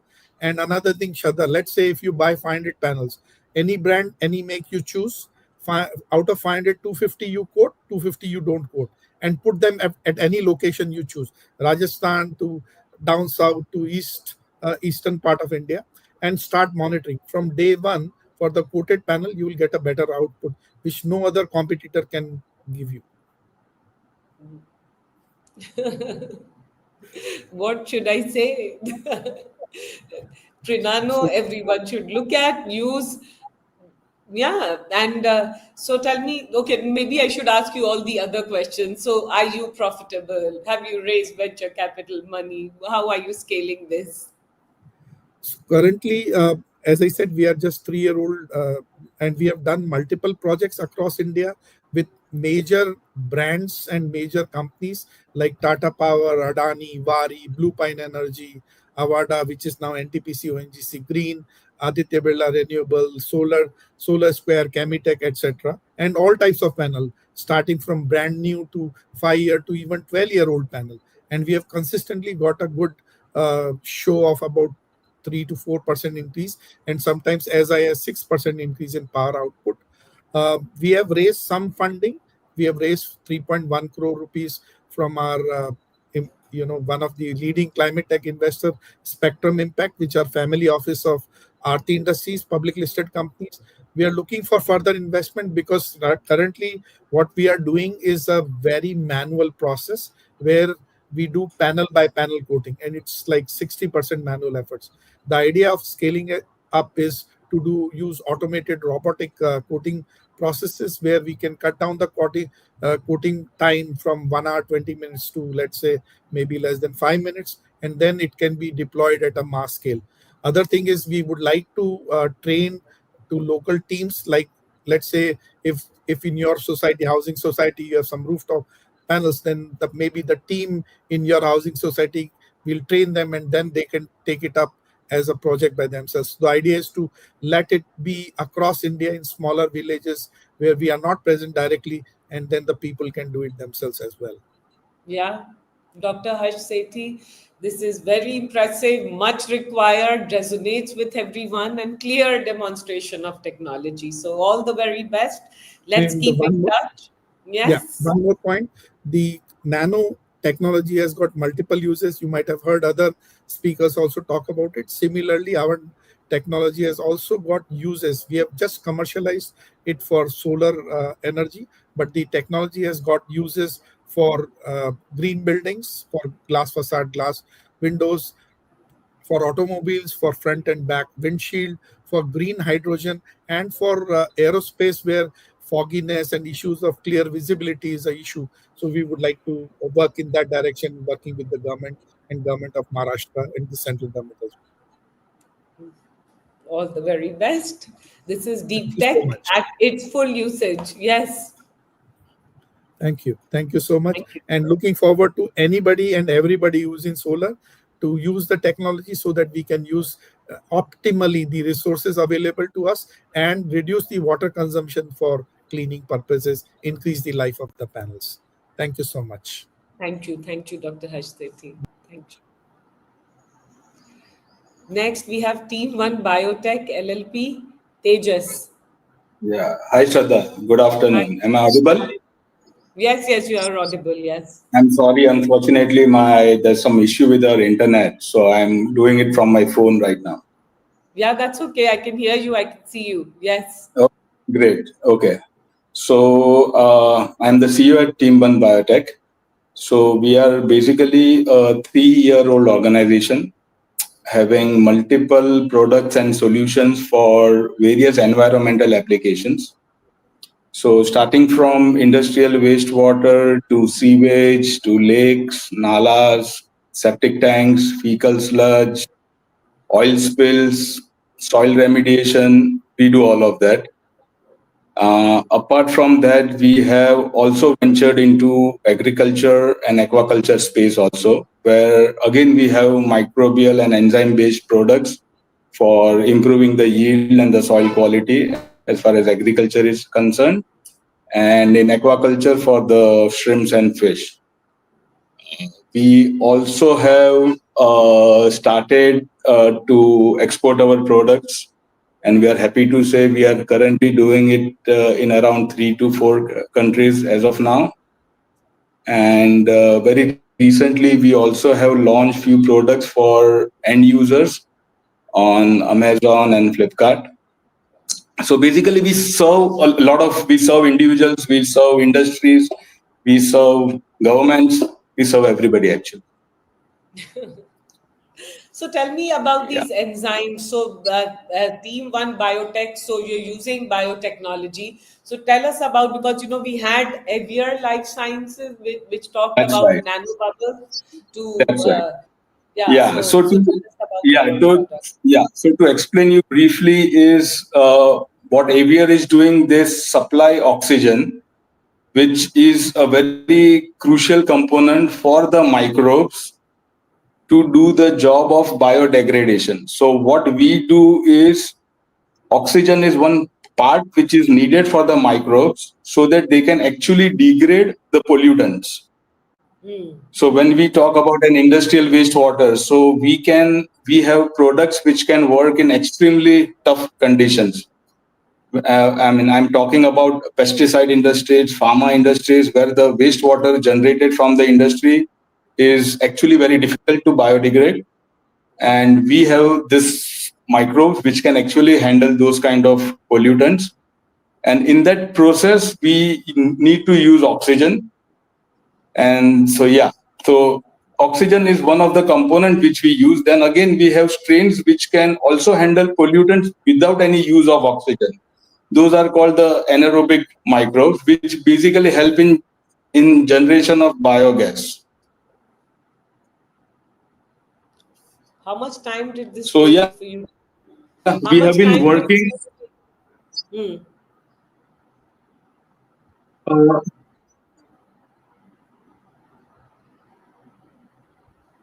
Can't hear you. Can't hear you. Yeah, so I have been working in this space for last now. You can hear me right now. Am I audible? Yes. Hello. Yes, yes, you're Audible? audible. Okay, so I have been personally working. Okay, so I have been working in the bioremediation space for 28 years now. And as far as Team One Biotech, it's a 3-year-old organization. And how many places have you deployed this? We have been working with approximately 45 industrial wastewaters. Wow. We are working with approximately 6 government organizations. We have cleaned a couple of lakes in JNPT. We have bioremediated some 46 public toilets in Kota. We are working with a couple of nalas in Badlapur.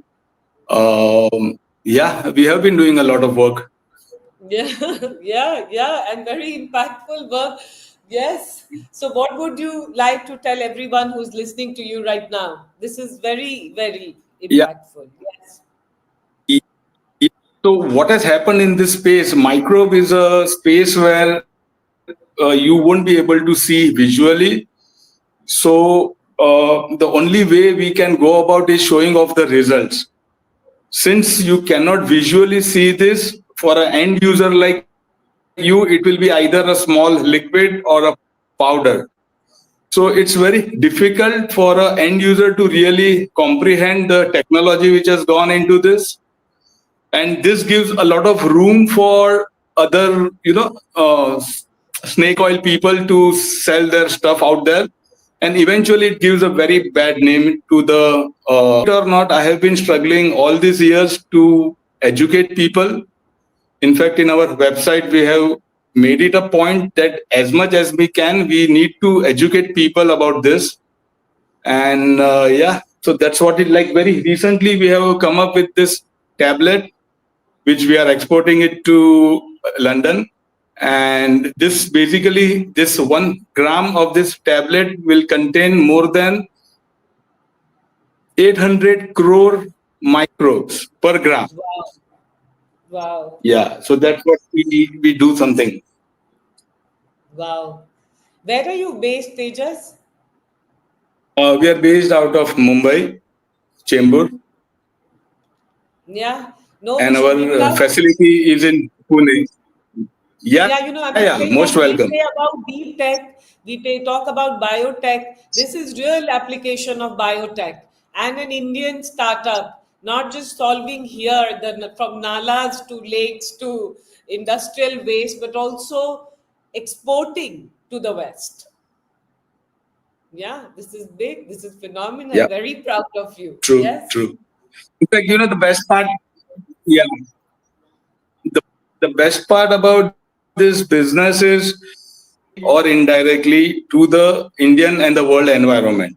So every day, some amount of wastewater is being treated with our solutions in India and globally in a small way, but we are doing that small impact on a daily basis. So that actually makes all of us in the organization feel really proud. Yeah, we are also very proud. All of us are very proud of Team One Biotech and Tejas. So, yes, because what you're doing is making life meaningful for all of us and safe and True. clean and healthy. Yeah, so thank you. Thank you so much. Let's be in touch. Thank you, sir. Thank you. Always. Most welcome. Thanks. Thank you. Next we have is Tivra. Tivra. Siddharth. Yes, hi. Hi, Shraddha. Yes, tell us your story. Awesome. So we started Tivra about 5 years ago. India is the road accident capital of the world, with head injuries being the primary cause of deaths or injuries in all these accidents. We noticed that the average highway speeds went up. It's now over 80 kilometers per hour, and the power of motorcycles is also increasing. So we wanted to figure out how to solve this challenge. We found the answer in the material of the helmets. Almost 100% of professional motorcycle riders wear composite fiber helmets, whereas all the consumers or normal casual riders, they wear plastic based helmets. The reason is it's significantly easier to build and scale at a low cost. So we decided to do something about it. We are building composite fiber helmets, which are the safest in the world. They're also the lightest in the world. We are building them in India. The aim is to have only composite fiber helmets sold all across the country and also exported to the entire world. One of the other very interesting points is that the Indian helmet safety standards require tests your helmets at 21 kilometers per hour. No one rides at 21 kilometers per hour. People are riding at 60, 70, 80. So we want to be able to empower them with great products and much safer products. Wow. So have you built it or are you in the process? So we've built it, we've gone to market. During this journey, we're also looking at other challenges that motorcycle riders face. One of the biggest challenges was the heat. We have had over 22 days of heat wave just last year. So we've also ended up building a cooling vest. It's a product that cools your body by 10 to 12 degrees, activated by water, completely reusable for 4 to 8 hours. When we built this, we realized that the application is way beyond just motorcycle riders. In fact, motorcycle riders form a very small component. So we've had the opportunity to really work with people who are out there in the heat, working construction workers, line cable installers in telecom, and that's one of the reasons why we're working now with the Maharashtra government, even empower traffic police, policemen and police people with these cooling vests, which will hopefully reduce absenteeism, increase productivity for them who are actually out there working in the heat. Wow. Wow. So where can we find these products? So it's all on our website. Our website is tivra.com, TIIVRA.com. We're also available on Amazon, Zepto, and a few other marketplaces. So so the helmet is, if one searches Tivra, TIIVRA.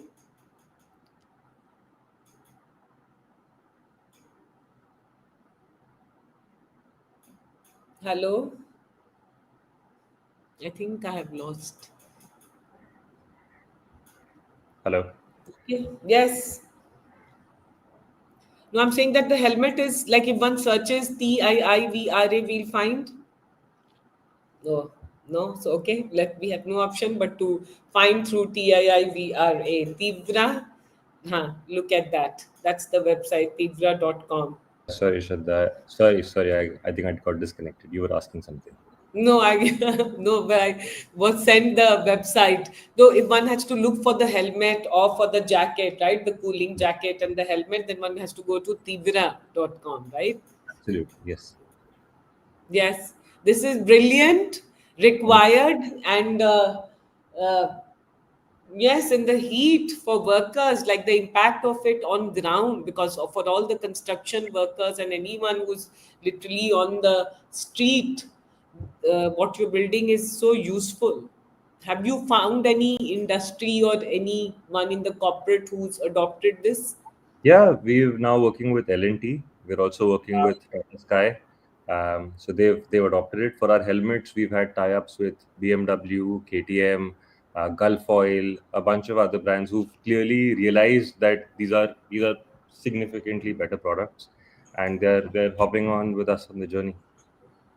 Wow, congratulations, Siddharth. And where are you based? Based in Mumbai.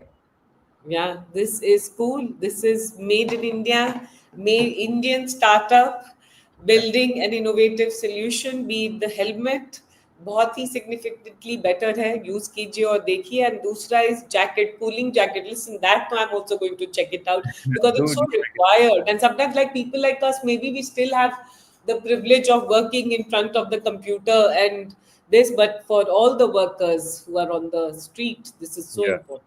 No, Yeah. absolutely. Yeah, all the very best. Let's keep in touch. Thank you. Thank Thank you, you. Shraddha. Thank you for the Thanks. opportunity. It was really lovely talking to you. Thank you. Awesome. Bye.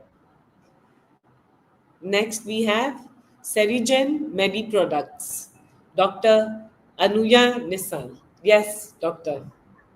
Hi, Shraddha. Such a pleasure to connect with you. I'm the Yes. founder and CEO of Serigen. Serigen is a deep tech startup where we're developing advanced material solutions for various medical needs.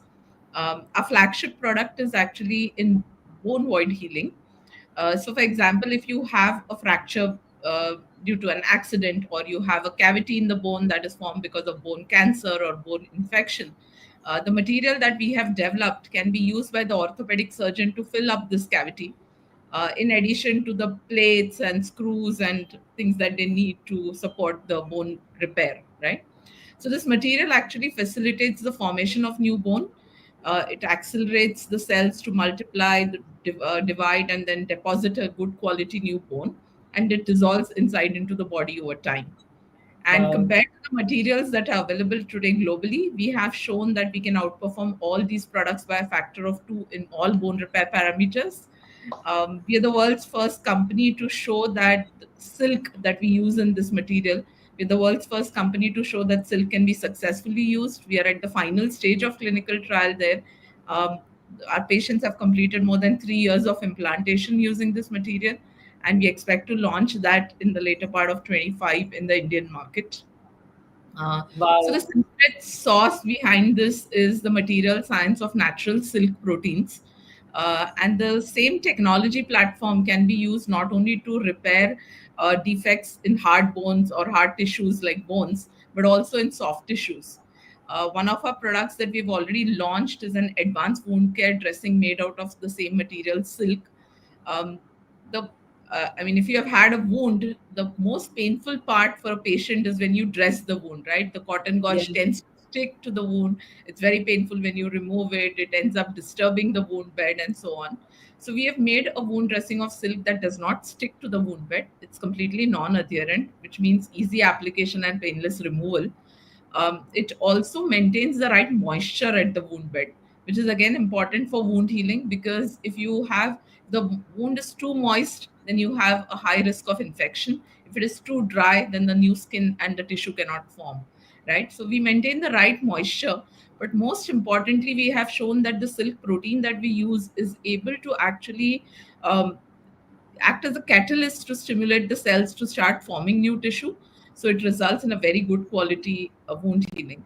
So complex wounds like diabetic foot ulcers, burn patients, bed sores, trauma wounds that were not healing for 6 months, 9 months, the feedback we have from surgeons is that it actually jump starts it into a healing phase. So we've seen excellent clinical outcomes in patients with this. And with Maharashtra having more than 13.5 lakhs and India being the world's diabetic capital, we see a huge number of patients suffering from diabetes, 1.5 crore diabetic wounds every year, and the kind of burden it puts on our healthcare systems. We are quite excited to collaborate with the government to see how we can improve the quality of life both for the patient as well as the surgeon as well. Dr. Anuya, this is so wow. Like this is so like what is I sometimes like listen, I'm out of words, but tell me something. How much time did it take for you to do this? Um, so I actually did my PhD on natural silk proteins, and this was really long time back, as you can see from my age.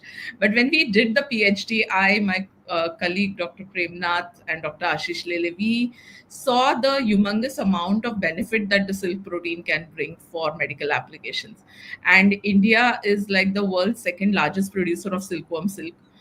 Today, we all use it in silk saris, silk dresses. So in textiles, it's a huge application.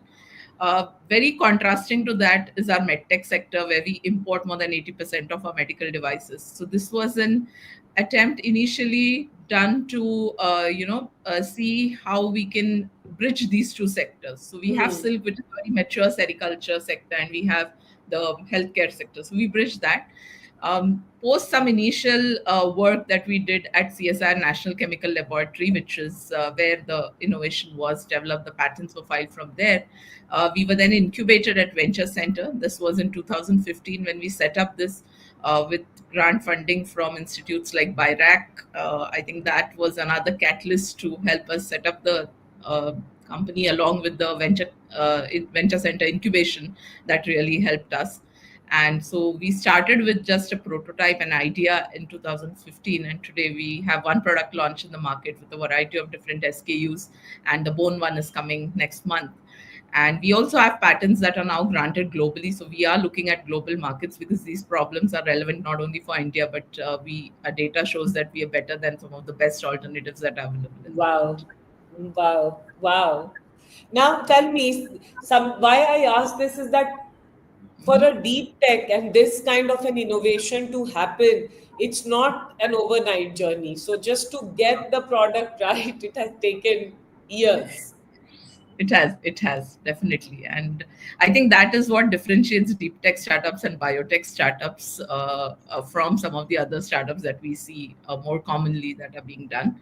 So for us, I think, like I said, being at NCL, having an incubator on campus, having grant funding support from BIRAC, and then also Pune being a location where we could connect with a lot of clinicians, talk to, understand the problems that they're facing, the materials that they're using today, and being able to solve some of that. Having good educational institutes around Pune to leverage on the skilled workforce that we need to build something like that. I think that has been immensely beneficial for the startup through the journey. Yeah, yeah. Dr. Yeah. Anuya, you make us proud. Like all of us feel proud with this story क्योंकि मुझे है ना कि अभी हमें India में पूछे where are the amazing deep tech startups? Now we have you. We have you to refer. We have Serigen many products to talk about, and this is local innovation and something that will go from here to the world. Right. Yes, Yeah. it is. And we as a team, I mean, me along with my co-founders, Dr. Premnath and Dr. Swati, have, had the vision, had the passion, I think, and the resilience to take a deep tech Yes, innovation. resilience is a very important thing. Yes. And I think we are very ably supported by a team that has also kept us going through all these years today. Yeah, so congratulations to your partners, to your team. Please convey from everyone who's listening, watching, that we are very proud of what you guys have done and look forward to tracking your journey as you scale and go to the world and create impact on ground. Thank you so much. Thank you so much for hosting us, and we look forward to collaborating with Maharashtra state as well as other states across India as well. Yes, thank you. Shraddha. Thanks. Pleasure Okay, meeting see you. See you. Okay, next we have Tendril Products Private Limited, Aarti. Hi, Aarti. Hi, Shraddha. Nice to see you. So Tendril Products Private Limited is primarily a manufacturer and supplier of sanitary napkin vending and disposal machines. Our basic idea and innovation is primarily from the point of view of accessing sanitary pads, giving access to sanitary pads from where the girls actually need it, which is the washrooms or the locker rooms or the community centers available in slums and villages. Our hero is primarily the accessibility part. So you'll have a lot of companies out there who are making beautiful sanitary napkins. There is a beautiful company that is working on the disposal of sanitary pads. But accessibility continues to remain a challenge in our country. Yeah. I mean, while the numbers continue to grow, I mean, there is no two ways about it. Numbers are growing on a year-to-year basis, but accessibility continues to remain a problem. And that's where we come in. We become like a one-stop shop for your accessibility. So come from any background, from any kind of ability, a young girl from the age of 11 right up till the age of 55 can use this machine with ease. So whether you want to use currency coins, whether you want to freely dispense sanitary pads, whether you want to use a digital method, whether you want to integrate it with intelligence like IoT, or you want to ensure that there is a last mile reach as far as pads are concerned, our vending machines provide that. They provide governance. So it's a robust hardware mixed with intelligent software with a very responsive service team. So that is another challenge, that we've seen over the years. A lot of companies out there will provide machines but not provide service, and we are probably the only company in India right now that even responds to service for other machines. So we're trying to ensure that the lifespan of these machines is long. That's probably one of the reasons why our machines have lasted for 5 to 8 years in so many locations right now, and they continue to dispense. During COVID, I remember we even managed to change our machines to mask vending machines, so that Wow. locations like railway stations had our machines to dispense masks as well. So I think we were able to pivot at that point of time to change the product to be able to match what the environment needed. So that's the whole idea of coming up with Tendril Products. Wow. This is brilliant. Tell me something. How have you priced this? That's the beauty of it. Our model is you can either buy the machine one time or lease it from us. So either way, we provide various options to our customers. So anything between say 7,800 right up till 42,000, our machines are priced at. So there are various price ranges for any kind of premise that wants to have a machine in their washroom for girls or locker rooms or even community centers. How many have been installed so far? Interestingly, I have more than 2,500 vending and disposal machines in 65 cities in India right now. And we've even exported to Abu Dhabi and Bhutan. So we're seeing that there is acceptance for our machines. We've had corporate customers who initially installed just 3 machines, and I've gone ahead and installed 16 more in their location because they've seen the ease with which girls are able to access sanitary pads. So we've had locations where we've put braille on the machine so that girls who are unable to see are able to access it. We have even audio responses with respect to beeps so that people can hear the machine as well. We've had locations where we've put an SOS button as well in public spaces so that safety also is looked after. So if a girl is accessing a washroom late in the night and she feels unsafe, there is an alarm button available in the machine to press so that she can feel safe again and ask for help. Wow, Aarti, this is brilliant. Now, tell me, what would you want to ask everyone who's listening to you? This is brilliant. Hats off to you, क्योंकि सबको पता है, मतलब हम discuss नहीं करते, but accessibility is an issue, and you've solved this. You have more than 2,500 machines installed. This is, मतलब ये भी एक तरह का सेवा है और service है और Correct. purpose. So what would you like to request everyone who's listening to you right now? If you have a female washroom, if you have a locker room or a community center in slums and villages where women are gathering all the time, I think the right thing to do right now is to install a machine. However, just contact us and we'll customize the machine as per your location. If you think that in your location, QR code enablement is a difficulty because not everybody has a smartphone, not everybody is accessible with smartphone. No problem. I've got solutions that vary from currency coins right up till RFID cards. So, there is no issue here. There's no standard operating procedure कि यही machine होना चाहिए, ऐसे ही होना चाहिए, इतना ही दिखना चाहिए, यही price होना चाहिए. We customize for you as in the location because she needs access. She definitely needs Amazing. Aarti, thank you so much. Very, very proud of you. And I have to say that as a woman, मुझे तो बहुत ही मजा आ रहा है और बहुत अच्छा लग रहा है. And I'm feeling so good about you as an entrepreneur doing something fantastic. Let's keep in touch. Let's keep talking. Yeah. Thank you so much. Lovely talking to you. Yes, very good. Thank you. Okay, next we have Saral X Akashdeep.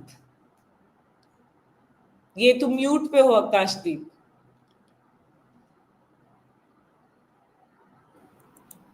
Speak mode mute. Speak mode power. Clickable button. Clickable casting cancel. Zero X.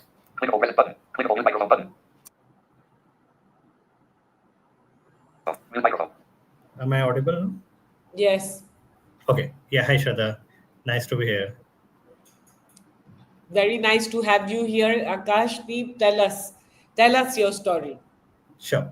So, Shraddha, I will start with asking a few questions like, do you know how a blind person can even use the different mobile applications? Or do you know how a person who does not have hands can still operate the website on a computer? And do you know this is not a small population? This is 15% of the global population. I'm talking about the persons with disability. And nowadays, everything is digital. And in this, if we are not designing and developing the products, keeping persons with disability in the mind, they are getting excluded. And at Seralex, we are bridging this gap. We are helping organization understanding like how persons with disability access the digital content and what kind of things you should be taking care of so that no one left behind. Wow. Wow. And yes, to answer your first question, I don't know. So you tell me, with Okay. Saral X, what are you Uh-huh. doing? Sure. So just think about let's this podcast. Okay. Let's think about if there is a person who is deaf or a hard of hearing. Now, if that person is hearing this conversation, how that person will understand? So for Yeah. that, what you can do is you can add captions. You can add sign language. Okay. So that Hmm. they can also listen. They can basically read the conversation which is happening right now between us. Hmm. Okay. Similarly, now let's go to the person with blindness, which you may not realize till now that I myself is a person with blindness myself. I can't see anything on the screen. I can't even see you. I'm operating the entire laptop using a software which is called a screen reader, which is a text to speech based software. Okay, which Hmm. reads out whatever is on my screen. That's how I understand. Okay, this is what is on my screen, and accordingly, I give the commands to my computer and operate it. Hmm. Okay, so that's what like most of the corporate is not aware of, due to which they are not thinking about what need to be done. Because once if you even not know fundamentally how person with disability access what you're missing, you will never think about it while you're Yes. developing any app, any website, anything. Yeah. Okay, so and this is not just you need to think in ethical aspect or reputational aspect. You need to think it in business as well as legal aspect. As I told you, like the person with disability is not a small minority. It's a 15% of the global population at least. Even UN says that at least 10% of the Indian population is a person with disability. Now, if 10% of the Indian population is not able to consume your application or not able to order, like use the day-to-day basic e-commerce application, or let's assume like in today's scenario when news is very important and they are not able to get access to the information, how will they operate? How will they access? Yeah. Okay, so that is the business angle. And the legal angle, it's mandated under Rights of Persons with Disabilities Act, which where it is clearly mandated that doesn't matter whether you're a private organization or a government organization, or you're a small organization or a big public listed company, you have to make your product, all the products and services accessible to persons with disability. Otherwise, you may be liable to the penalties. Hmm.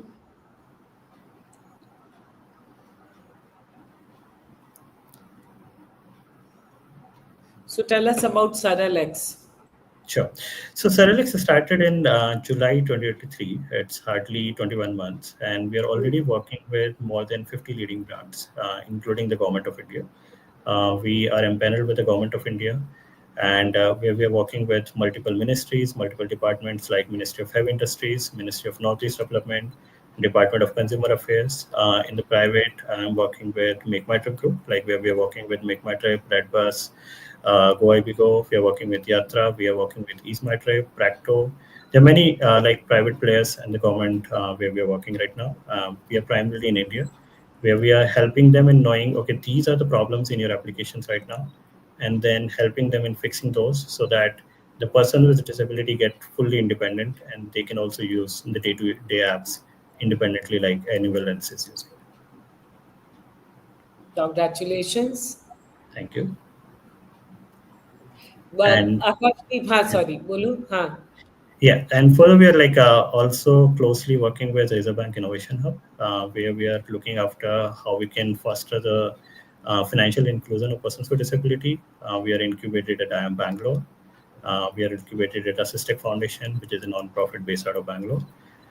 Yeah, that's a brief. And personally, I have done my PhD from IIT Delhi in the very same domain, despite all of these challenges. So that's a brief about the Seralex and Akashdeep, needless to say, but I am going to say this, very, very, very proud of you. This is fantastic. I would request everyone to please look at Saralex, and to us, to me, you are an inspiration. You are an inspiration. मतलब ये कि जब कुछ करना होता है, कहीं पहुंचना होता है, so nothing is an impediment, and you are a living demonstration of that. So thank you so much. And let's keep in touch. Let's keep talking. Definitely. Thank you. Thank you, Shada, for giving this opportunity. Thank you.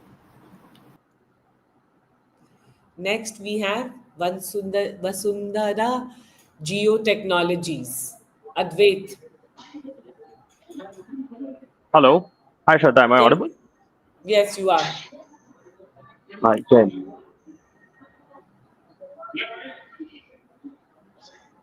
Yes. Okay. So you want me to get started with what we are doing, or Yes, me yes. You personally? can. Yes. Okay. I'm sure it's been a long day for you already, plus of 2 hours right now, as I can see on the live, and consuming that But the amount of stories content are so constantly. good. The Yeah. stories are good to, yes. No, but it can get daunting at times because consuming so many good stories at a single time. It's like, oh God, that's too much of information. But I'll try to be No, so now you have the as precise as responsibility of possible and making as it interesting. succinct as possible. Yeah.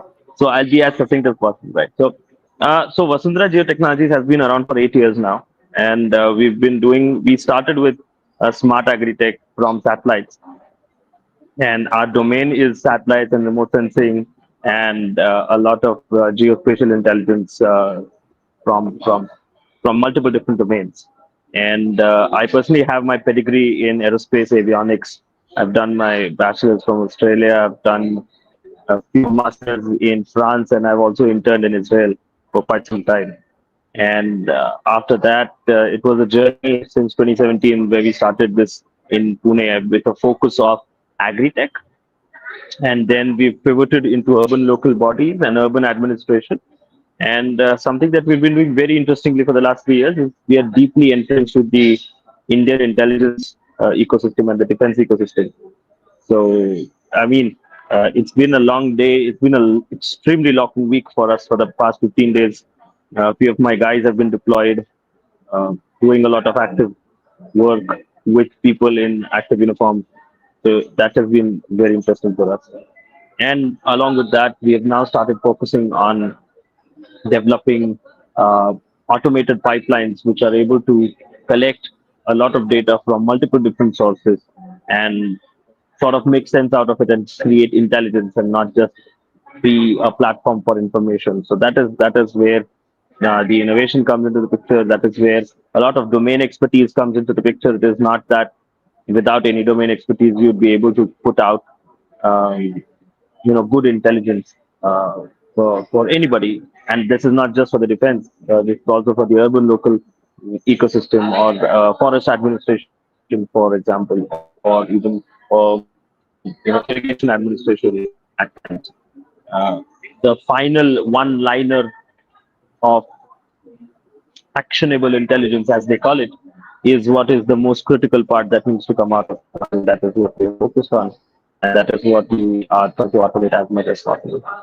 So that's pretty much a summary of what Vasundhara is doing for the last 8 years, and that's where Yeah. we took to the MSI and its platform as well.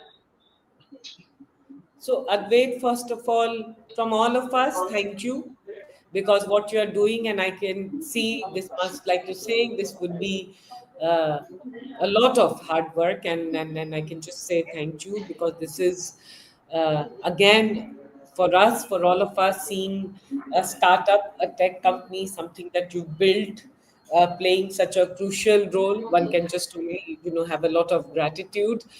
Very quickly, before we let you go, what would you like to tell everyone who's listening to you? What would you say? Is there anything that you would want from the larger community?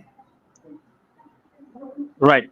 So I had a few things in mind which I would like to tell the larger community is that overall the space sciences as we know it are divided into three major sections. The part is as we call it as the upstream market. Then there's the midstream market and the downstream market. The classification is the upstream has everything to do with rockets, satellites, the actual launching, the deployment of satellites in the orbits. All of this is classified as upstream market. The midstream market is everything to do with linking the satellites to the ground station, collecting the data, making sure that the data is analytical ready, and providing it to the people who analyze further these information. And this is not just imagery data set, but it can be anything: position, navigation, timings, your GPS connects and such. Now, downstream is where things get interesting because that is where domain expertise comes into the picture. So the downstream market is especially the satellite applications section.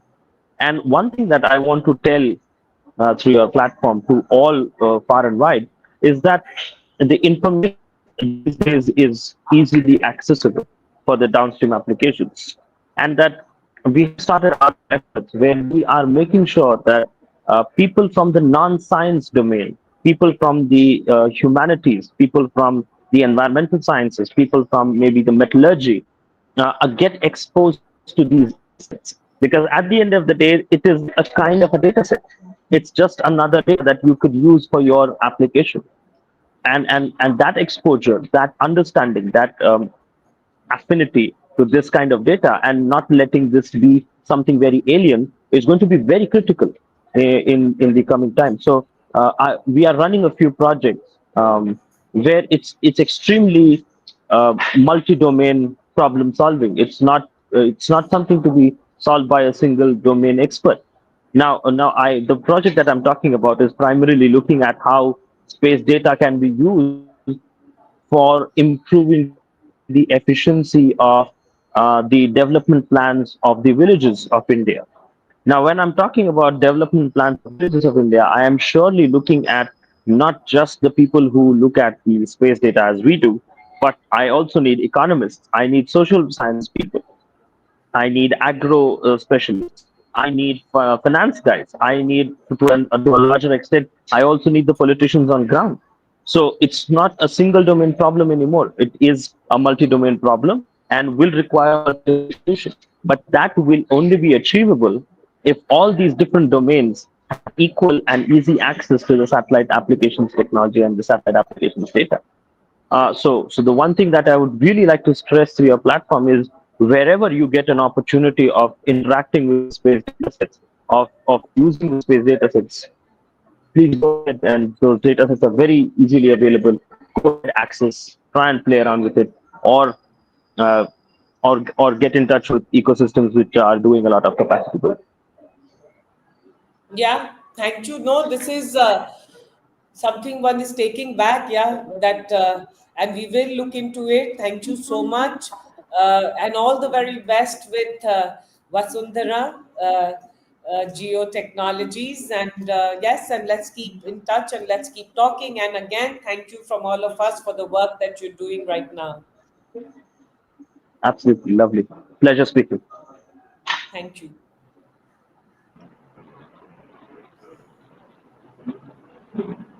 Hi, Next, Shraddha. yes, Nikhil.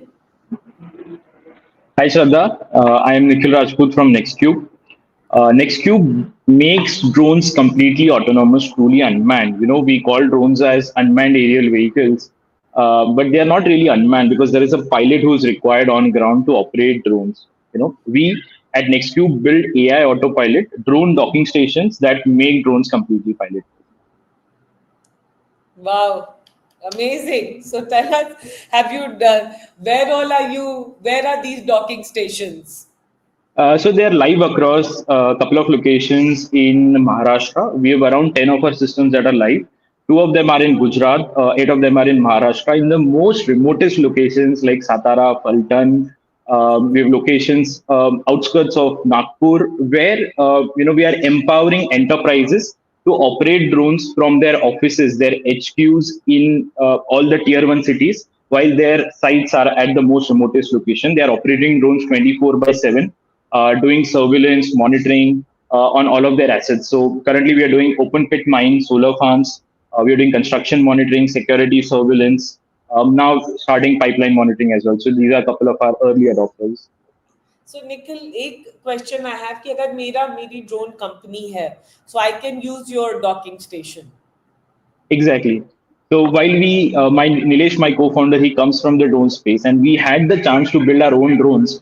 We are a part of a pre-incubation process called as Digital Impact Square, where we understood that all the drone companies are making their own drones. I can be the 100th drone company trying to build a drone and competing in the same space. So we eventually stumbled upon docking station as something which other drone companies can just buy all off the shelf, and that's why we are universal in our approach. So different drones, but in the same segment can operate on one docking station so far. So what were they doing before you existed? They're using pilots there. Ah. So there are on-ground pilot operating in extreme weather conditions, 24/7. It's been too hot currently, so all the pilots are really on ground there, operating even in these extreme conditions. What we want to do is empower them to sit in the office in a very comfortable environment, use their skill sets not at just one site, but sit in the office and manage operations across a spectrum of locations, across a spectrum of use cases as well. This is And brilliant. what it will do is reduce the cost of operations by more than 60%, make data accessible to us in real time. So it's not just the live footage, it's the analytics and the intelligence that you get from it. And we want to make it handy that anyone who's sitting in, let's say, any tier two or tier one city at the HQ will be able to initiate a flight within the next 3 to 4 minutes. Yeah, drones. So we have been listening and watching a lot in the last few days. But this is so important. What you're doing is so significant. Tell me, do you have competitions? Do you, because if this has such a demand, this is so required. Yeah. When we started 3 years ago, there were just globally 5 companies who were in this space. So day one, we knew we had to build a global product. Now we are competing with the global players. So we have 18, 19 companies globally all trying to do this. But it's a massive market. So there is, I'll say, opportunity for more companies to come in this space. And I believe it's a time where, while we have seen EV infrastructure, being a very important part of the EV revolution brought by non EV manufacturers, I believe the docking stations will play a very pivotal role in building infrastructure where we can do security surveillance for smart cities. We can do drone based deliveries of essentials, drone as a first responder, all operating from infrastructure which is just operated with a click of a button. Yeah, Nikhil, this is brilliant. Where are you based out of? We are based in Nashik, Maharashtra. Wow. And how do you, like, if you had to accelerate and scale this more, what is it that you require? So we are looking for our early adopters, while we have a great set of people in our funnel who understand that they are building this with us. So, we have people in the mining facility, solar farms, who are very excited for this space because, it's a burning pain for them managing all the operations. So, and they've become a part of the development. So we want more people across use cases where you see repetitive applications of drones to come in and build this with us, where we would want to understand your challenges and how we can solve them with drone docking stations. So enterprises, yes, we are there, and we would want to solve more problems, have a much more horizontal deployment. And we also, looking at the conditions currently, we would want to also deploy our systems in the defense. It will have massive use cases where we can really strengthen the security surveillance and on-field monitoring with drone docking stations. So we would really love a chance to enter, showcase the capabilities of our product, and serve the country. Brilliant, brilliant, Nikhil. You know, you are Bharat के जो हम कह रहे हैं ना innovators, तुम हो नासिक से, and whatever we can do from our side and everyone, all of us, we will.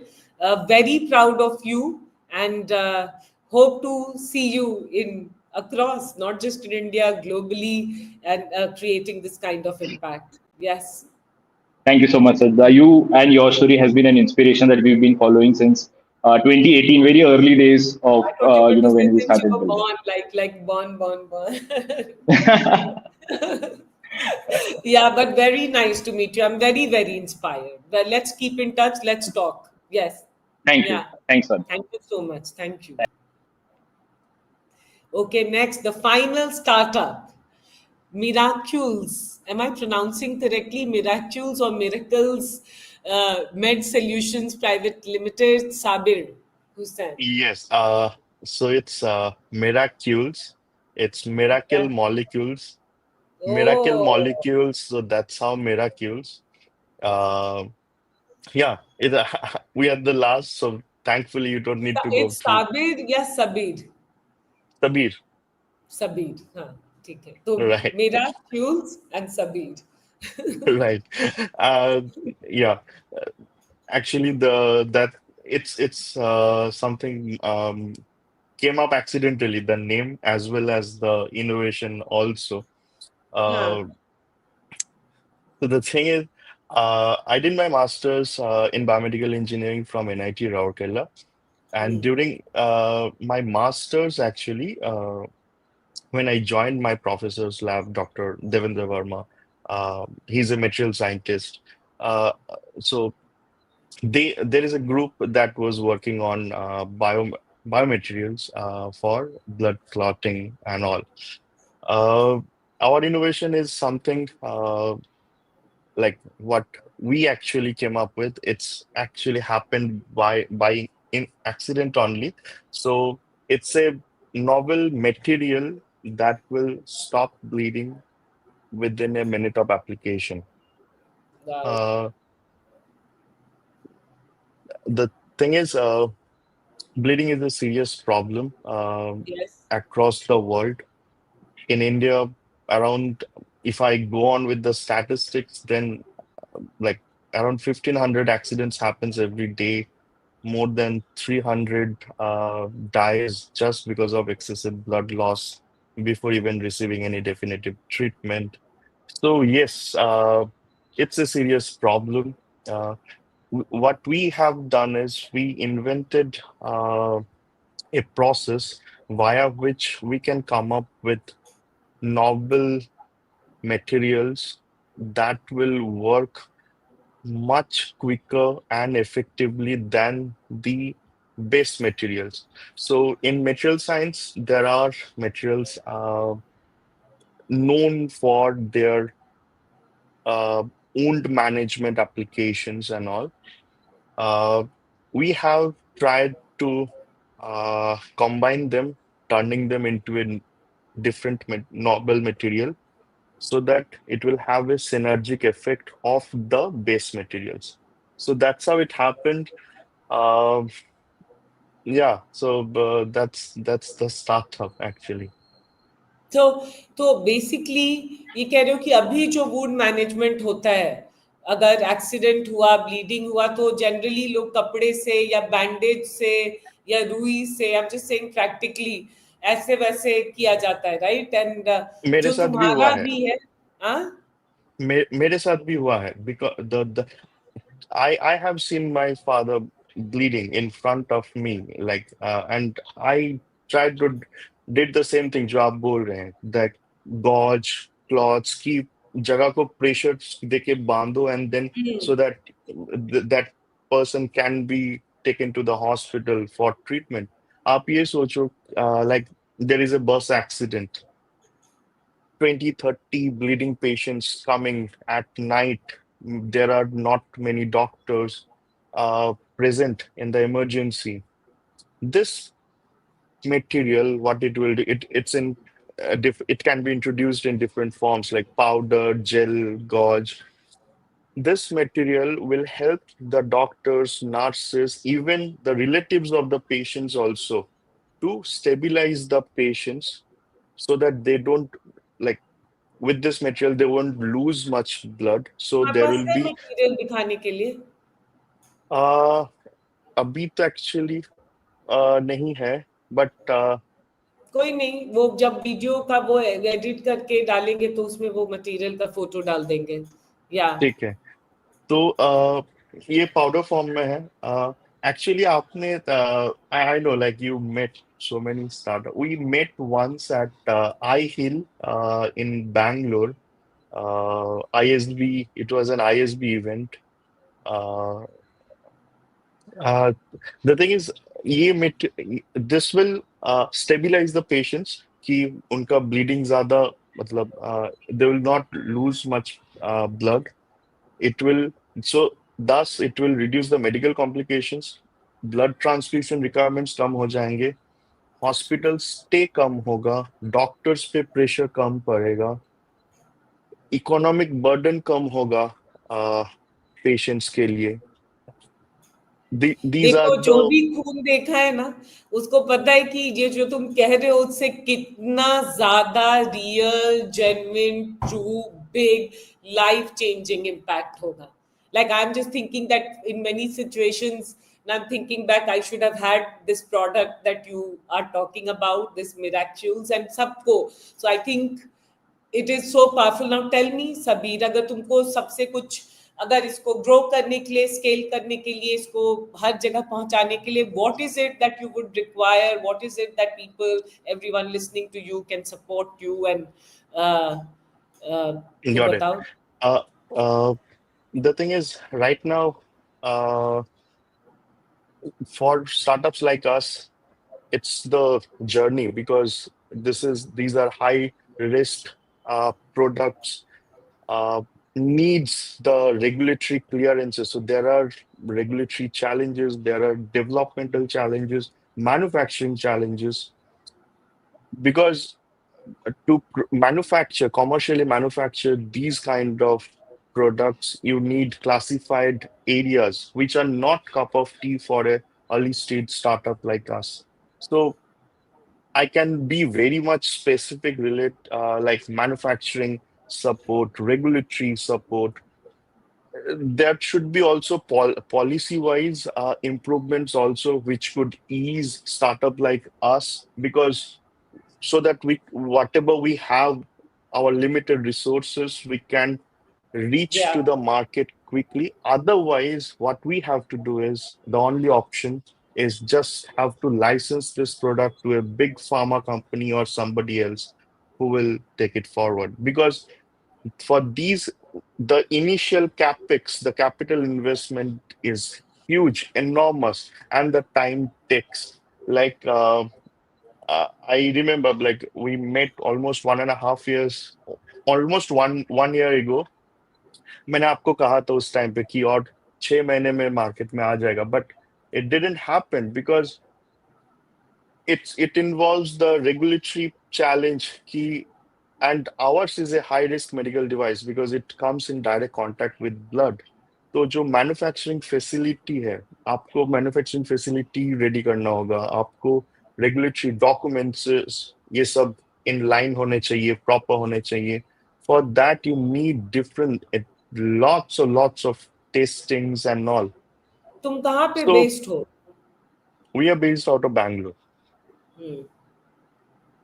Okay. So that's how it is. So, but now we are doing a small study at St. John's, Bangalore. We got supported by ICMR for a larger study, around 250 patients study. So and also regulatory wise also we got some support in the manufacturing part, but so that's how, like, we are trying to, accelerate our growth as quickly as possible. I'm saying I'm you're a also, missionary entrepreneur. क्योंकि mission में हो, and with so many things and variables, it must be so hard. Like I'm just thinking कि कैसे ये solve हो और hopefully सब सुने समझें और देखें कि हम कैसे join कर सकते, because yes, I see the resilience in you to carry it through, and when मैं it comes out then it will help so many people, but how do we मैं आप- help in the process? मैं आपको और थोड़ा सा emotional कुछ lines बोल सकता हूँ, like during COVID for 2 years cash burn कम करने के लिए मी माई को फाउंडर डॉक्टर मुबिन, वो मेरे साथ फंस गया। 2019 से पहले तक वो प्रैक्टिस करता था दिल्ली में। 2019 के बाद he really saw the need for such a solution and he quit his practice, joined me full time. तो हम दोनों सैलरी लेना बंद कर दिए थे 2 साल। हम घर चले गए थे, घर से काम कर रहे थे ताकि कंपनी का कैश बर्न कम हो। And we right now also we operate very lean like that only because yes हमें वो by somehow we have to do it. That's what it is. But that's what. So और be कुछ हमें नहीं पता है।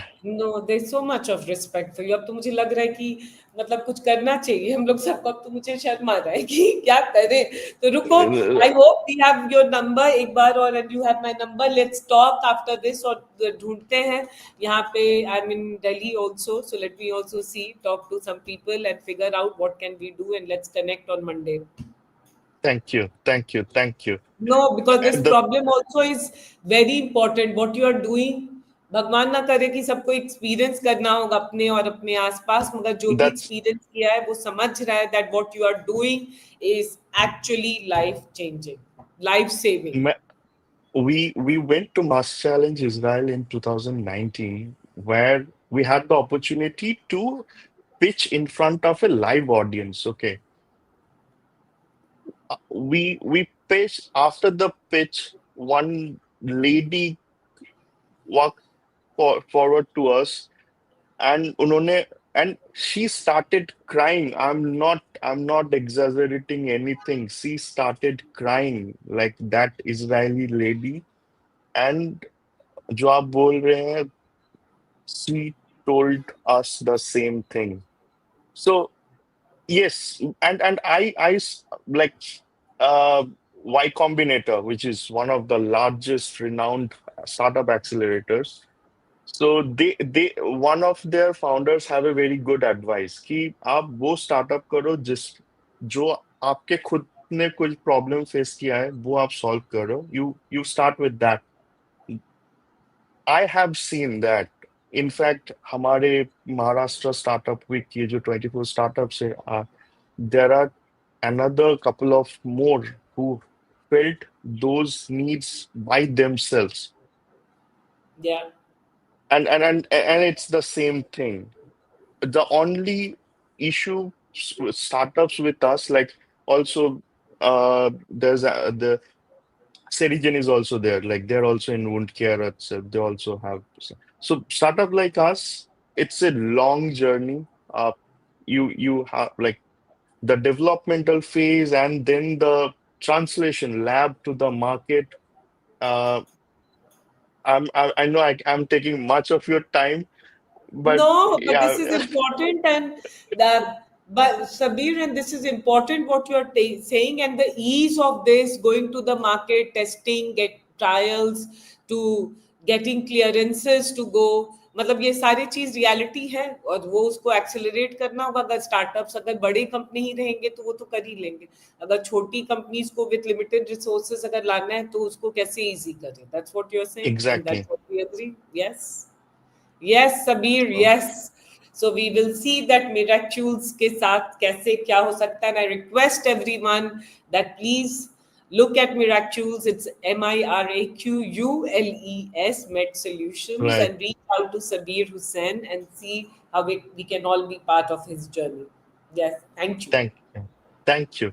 Thank you Thank for giving us the platform for sharing our stories. It's really like what you are doing. That's why startup like us are getting the spotlights for our audacious dreams. That's what I can say. Thank you, Sameer. अब तो तुमने मुझे Thank you. charge कर दिया है. We will see what more can we do with you. Okay, done. Thank you. Thanks a lot. Thank you. See you. Thank you. Yeah. Thank you. And with this, we come to the end of Bharat के innovators. आप अभी हो गया है 2.5 घंटा और हम 2.5 घंटे में I don't know how many numbers of startup stories, मगर ये stories एक story एक से बेहतर एक story है और कितने अच्छे innovations, deep innovations, technology, biotechnology, nanoparticles से लेकर hardware, AI, मतलब I can go on, health, agriculture, dairy, whole spectrum we have covered today, and we cannot say that we don't have brilliant, outstanding, amazing, and very resilient startups and founders in our country. Please support them, please encourage them, and let's see how we all can be part of this. And ये भारत के innovators का शुरुआत है. हम इसी तरह से मतलब आज virtually लाए हैं, हम जाकर ये stories लाएंगे और and I look forward to all of you genuinely, truly, and with all your heart supporting. क्योंकि हम एक साथ हैं. Of course, we are last few days we've gone through. You know, we're all watching, observing, praying. But it also brings a sense of India. All of us together in this country. All of us are together, and startups, innovators, and people जो छोटे शहरों से सोच रहे हैं, बना रहे हैं, कर रहे हैं, they are part of our story, our India story, and they are part of us. So let's celebrate and let's support. So with this, thank you so much. See you soon.